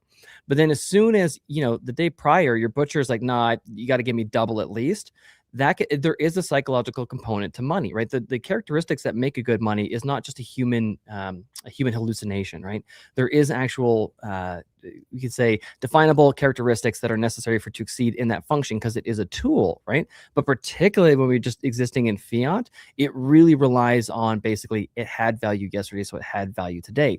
And when that starts to spiral out of control, you can look at the chart there. It just looks like basically a line straight up or straight down, depending on which number's on top, and it's game over. And I think particularly in these sort of situations, like the U.S. is in a very interesting situation that I don't have in Canada, and it's even worse than necessarily in Iran, right? That the regression theorem relies on basically your expectations of what people are valuing at or will accept it from the day prior, right? Now, if you're in Iran and shit's hitting the fan, you're probably thinking about getting out. And if you're thinking about getting out, it's like what's the network effect of the Iranian rial? Well, it's zero. If you take those with you to Canada, nobody wants them, right? So immediately you've switched your demand kind of focus. Like, okay, I need to get out of this currency because I'm looking to get out of this country. I need something with a larger network effect. So if there's anybody that's looking to leave, they're going to start valuing the rial a lot lower and a lot faster as well, too, as they're seeing that like chaos and things ensue. And so that's going to have, again, that regression effect. There's more people lowering at value because they need to get out because they have a new application for it. They're not looking to do it in their geographical region. The same thing with me. Like if I take Canadian dollars and I go to Singapore or Helsinki, it's useless. That's absolutely useless. However, the reason that like with the king fiat currency that we'll eventually go after, that this one is a little bit slower, that this sort of phenomenon wouldn't likely happen, is because even if Americans start getting a little bit itchy and like, ooh, we don't really like our US dollars anymore, well, the rest of the world still does. So there's still a sucker at the card table. You could just go over to Japan or Australia and let them take your US dollars from you. So I think that particularly where we see instability, and if you see people wanting to get out, like if they're looking to get out of their country and relocate, watch out for those currencies to just tank, because they're going to have to move into something like Bitcoin or US dollars. Yeah, it's crazy looking at. I used some AI analysis to pull together more data points on the real, and you look at it from before the Islamic Revolution. I think the exchange rate was something like 30 to 40 to 50 real per USD, and then after the revolution, it was a severe devaluation event. It went to like 70 or 80. So I mean, that's literally a massive devaluation event. But now it's 1.4 million. Yep, it's 1.4 million per USD now. And so it went up to, in 99, it crashed to 9,400 roughly real per USD. And then since then, again, it's exponential. Like that's the thing about hyperinflation. It's like we started from a place where with 70 real you could get $1. Now it's 1.4 million. 70 to 1.4 million. It's insane in the space of 50 years. Yep. Like, and throughout that period, it was never smooth sailing, right? It was always just being debased and being debased. And it's like, yeah, the dollar sucks, but it's the prettiest horse at the glue factory. It's the skinniest kid at fat camp. It is the big king fiat. It's what we measure other fiats against until Bitcoin existed. Now we can measure all fiats against a measuring stick that actually makes sense. But to me, I mean, this is textbook. It's like you look back to the French Revolution. It's like, well, why did the French Revolution happen? And if you read just the cursory scanning of your your textbook, your history textbook from your school days, it basically tells you like, well, all the people they were hungry and they couldn't eat, and so then they started cutting off everyone's heads. And it's like, oh, okay, but well, why were they hungry? Why couldn't they eat? Why didn't they couldn't afford food? Oh, they were debasing the currency. They were debasing the assignat or assignat, however if you'd like to have an American or a French pronunciation of that. And it's like so many times, and I'm not saying it is, I don't have the data to say whether this is every single time, but more often than not, a collapse of a regime, of a country, of a society is precipitated by a collapse of the currency. Yep. It's precipitated by the debasement of the currency. You can go back to the Roman times and see this. That was a much slower process, right? Because debasement, they didn't have paper. They weren't using paper currency. So debasing it was, they were quite literally debasing the metal. But it's like we do this. It's the same with the shit coins. It's like we do this time and time again. The pattern is there. You don't have to look very hard to see it. And yet we're somehow surprised when this continues to happen. And so I don't know if fiat currencies ever entirely go away. I think governments will keep printing money, but at least my hope is that Bitcoin, it provides a credible exit for people. It provides a way for people to at least say, I have a meaningful way to opt out. And now that's, it's not just that you can only opt out if you live in certain countries that have different options. No, anywhere in the world, you can opt out. And I think that's really the powerful thing. And I mean, technologies like Bitcoin, I know there's also stablecoin usage, obviously, in Iran. There's also a lot of BitChat usage happening there as well. All of these technologies, it really kind of changes the landscape, I think, for what revolution looks like. And you've seen this in every country where BitChat downloads have spiked. You just saw this in Uganda ahead of their elections because they knew that the government was going to shut down the internet. Well, if you don't need the internet to still communicate and organize, that changes the power dynamic. So I don't know about you, but I'm very bullish on individuals' ability to subvert totalitarian or failed states through open source technology. It's not a great thing that these collapses are still happening. People are getting hurt. It's not to put that aside, but it's to say at least people have credible options to subvert these states, whether that be monetarily or through their communication or through their decentralized social media like Nostr. At least at a time of chaos, we have ways to still organize. And I think that that's ultimately like a very bullish thing for individuals and for humanity. I completely agree. I completely agree how important it is that we're able to communicate with one another, both in a monetary sense and in direct like information sharing back and forth. And I'm extremely bullish on the tech that's coming out because even like the need for government, the need for fiat currencies, those are going by the wayside. They evolved for a reason. Like they're here for a reason. But ultimately, I think that like we can fulfill that that necessary tool with a better tool, and that's essentially what we're building in free and open source software. I did want to, something kind of struck me, and I want to get your thoughts on it, if that's all right, Walker. I'm going to ask you a question here. The Tower of Babel story has really been stuck in the back of my mind lately, even in these sort of situations that even when we're dealing with governments and tyrannical regimes, the power of being able to speak to one another and also the destruction of making it so that people can no longer communicate and what happens to kind of as a result, how things just crumble and collapse. And again, people looking to defend themselves, the first thing they got to do is be able to talk to one another directly and really thinking about money as just a communication tool. It's our measuring stick. It's our value communication tool that every time we see this happen, because essentially you're just making it so people can't talk anymore. It's not possible to coordinate. It's not possible to organize. And for whatever reason, like that story as it relates to even what we're seeing in Iran right now and what happened during the French Revolution and stuff as well too, it just feels like a really archetypical human story that you start screwing with the way that people talk and it just goes bad. I really like that framing. That's I don't know if I've heard that specific framing with regard to the Tower of Babel and money, but I think that that's a really accurate way to break things down because ultimately money it's a way to coordinate and communicate value, right? It's a way to transmit value, but also it's a way to be able to inform other people of what you find valuable. What are your subjective value judgments that you're making on a daily basis? How do you do that? And again, this comes out, and I think this is why, to both the points here, when the money breaks, when the ability to communicate value effectively and honestly, when that deteriorates, when that breaks down, society is necessarily going to break down because it's lost its primary communication mechanism, that primary communication mechanism of the price signal. If the price signal doesn't work, if the price signal is no longer a signal, but it's noise, how can you possibly coordinate economically? And therefore, if you can't coordinate economically, you're not going to be able to coordinate socially. You're not going to be able to coordinate politically. And ultimately, revolution is going to follow because you've broken down that fundamental communication mechanism. But I like that framing a lot of the Tower of Babel. I think that's it's a great way. So maybe it's kind of Bitcoin reverses the effects of that Tower of Babel. It gives us finally a universal communication language for money, which we have truly not had before. Gold, close, but gold with its obvious drawbacks. And gold's catching a bid now. We're happy for the gold bugs. The silver bugs too are apparently happy, but Bitcoin ultimately is just a superior form of money. It's a superior method of communicating value than either of those two. They've had their place, but we're in the information age now. We need information money. No, 100%. You're right, because you take the flip side of it too. You're spot on. It's like, okay, if we have a universal, completely resistant to anyone to putting their hands on the scale communication method for the entire world, how high could we build this thing? How high could humanity actually go? Which again, even go back to the first question, am I bullish? Yeah, I'm absolutely bullish because the implications of what we're doing and ultimately where it's going to go, it's clear as day. So I think, I really hope that if anyone's listening to this and you have family that are in the area or know anybody that can communicate with people in Iran, dude, they need to get this information, right? They're already on BitChat, which is fantastic, but we need to get this, the importance of spreading Bitcoin education for even just like, just say, the global betterment.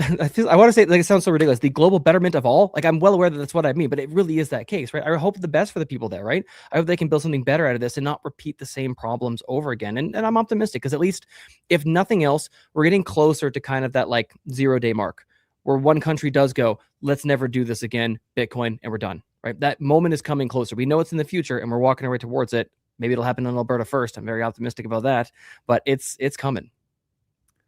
Yeah, it's you feel very fortunate to live at this time where, yes, there is an extreme amount of chaos. We're in the midst of a fourth turning, very evidently. But at the same time, there are tools that have never existed before that give the individual a bit more of an asymmetric advantage. It's like much like the gun, and the usage of gunpowder and the creation of guns and even rifling within those barrels changed the power dynamics very drastically. Even the crossbow was a huge change in the power dynamics. All of these inventions of different weapons, and I'm not saying that Bitcoin, these things are weapons, but they're tools, right? That's ultimately printing press. Yeah, exactly. All of these things are just tools that humanity, either individually or collectively, can utilize for their betterment. Now, granted, the governments have, and whether they're oppressive or non-oppressive, I think all governments are slightly oppressive by their nature, but that's a different story.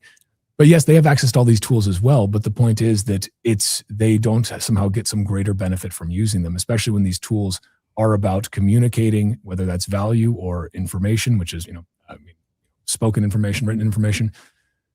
These tools are just incredible coordination mechanisms. I think like BitChat came around at the exact perfect time. Yep. And it's crazy. It's one of those things where it's like, the brilliance of Jack to kind of like code this up on as a weekend project, and then Callie to port it over to Android. It has now been used in multiple different very high stakes scenarios where government access has been shut, or government has shut down access to the internet. It's like, wow, that's quite serendipitous. But it's like, or even natural disasters with Jamaica. Yeah. Yep. Yeah. It's huge though. And I think the nice thing is that because of this technology is open source, whether that's Bitcoin, BitChat, Nostr, whatever it might be, the genie doesn't go back in the bottle. And that's the powerful thing. You can't take this out of the information grid now. It's out there. It's open source. Anyone can spin up implementations of this. And that's the other really crucial thing.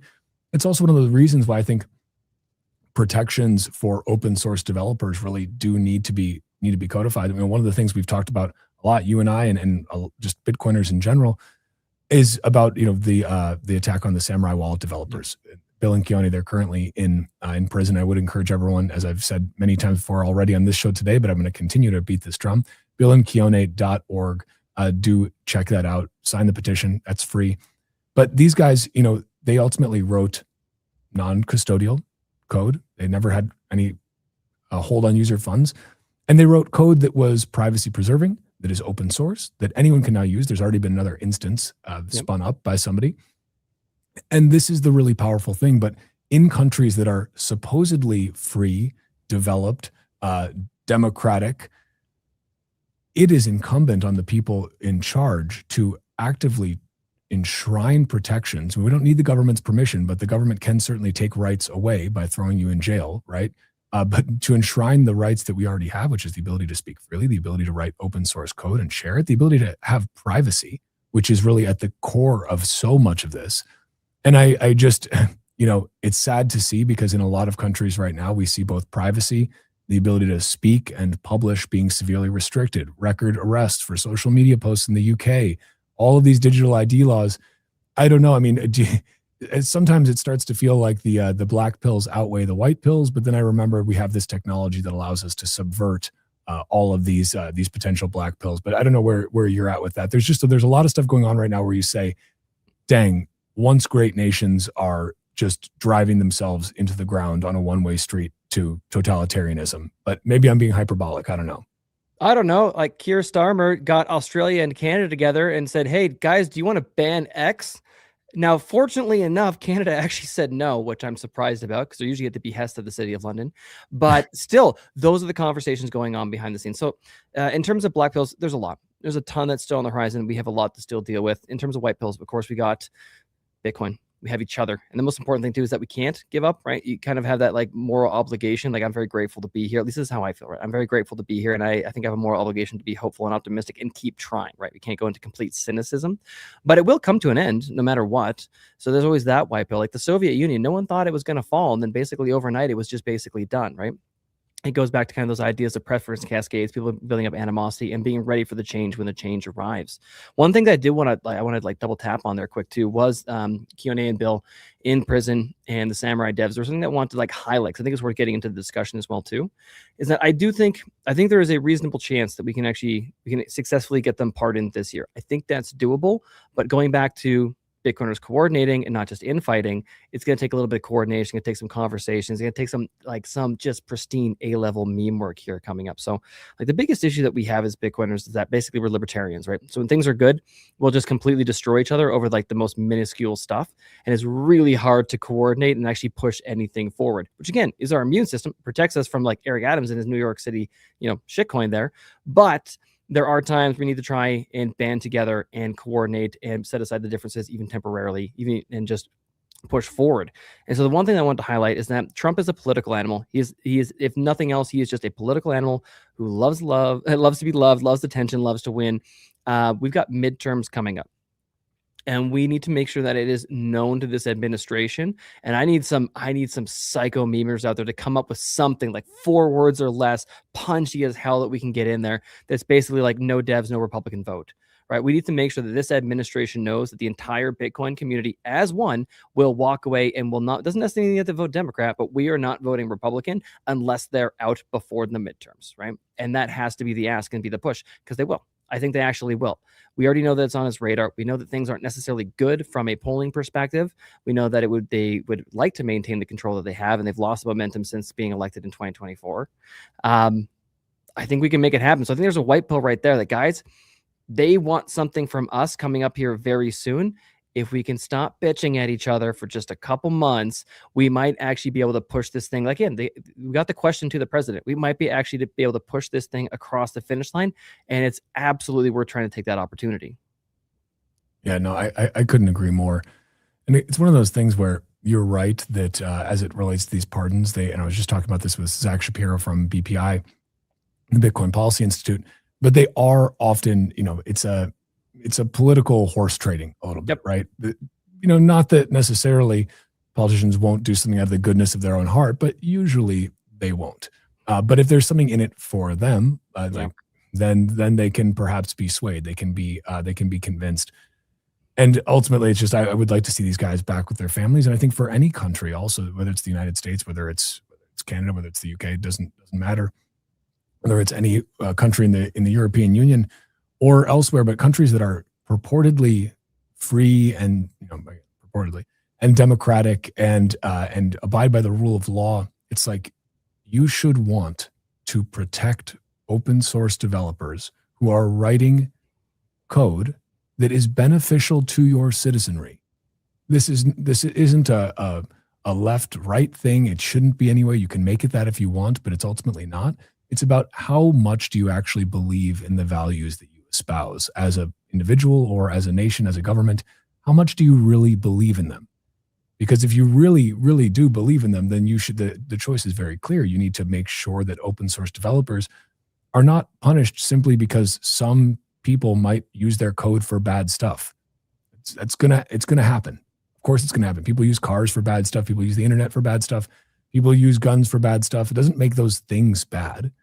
It means that bad people use them because, again, we're talking about tools.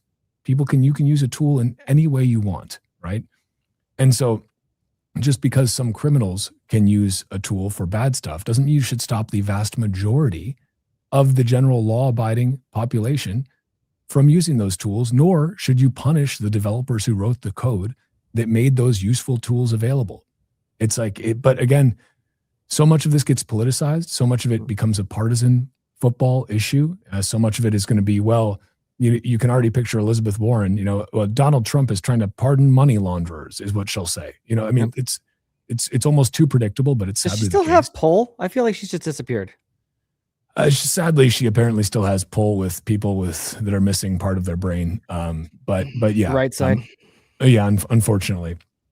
But I would really encourage people, again, billandkeone.org. I think it's a good message for us to end on here, is because, again, you can go and you can at least make your voice heard. You can, if you've got a great meme, come up with it, share it.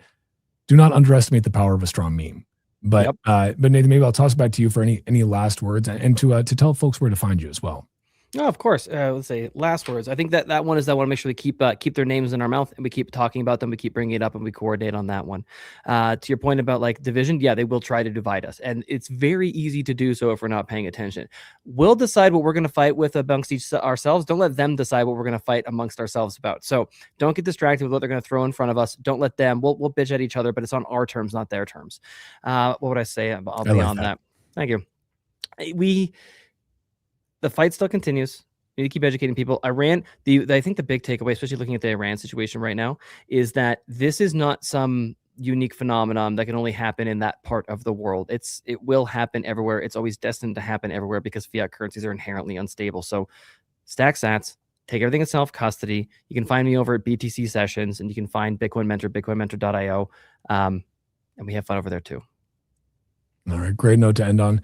Nathan, thank you so much for joining us here today. Great to have you back in the show. Thank you to everybody who tuned in during the stream. I am back here every Tuesday from 1 to 4 p.m. Eastern Standard Time. I'm also now joining Hank from Roxom on his show on Thursdays and Fridays for an hour, so you can see me there as well.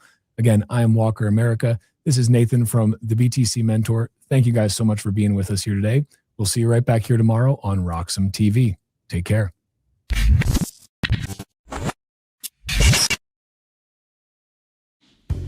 So, tell us about your furry friend here. What's his name? Oh, this?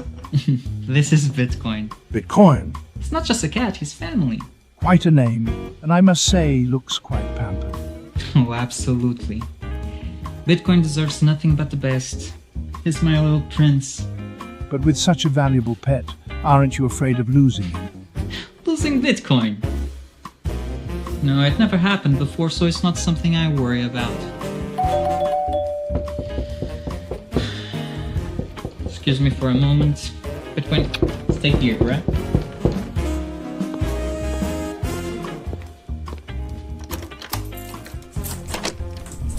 Bitcoin, no! Bitcoin, come on, little buddy, Bitcoin, I need you. Don't go.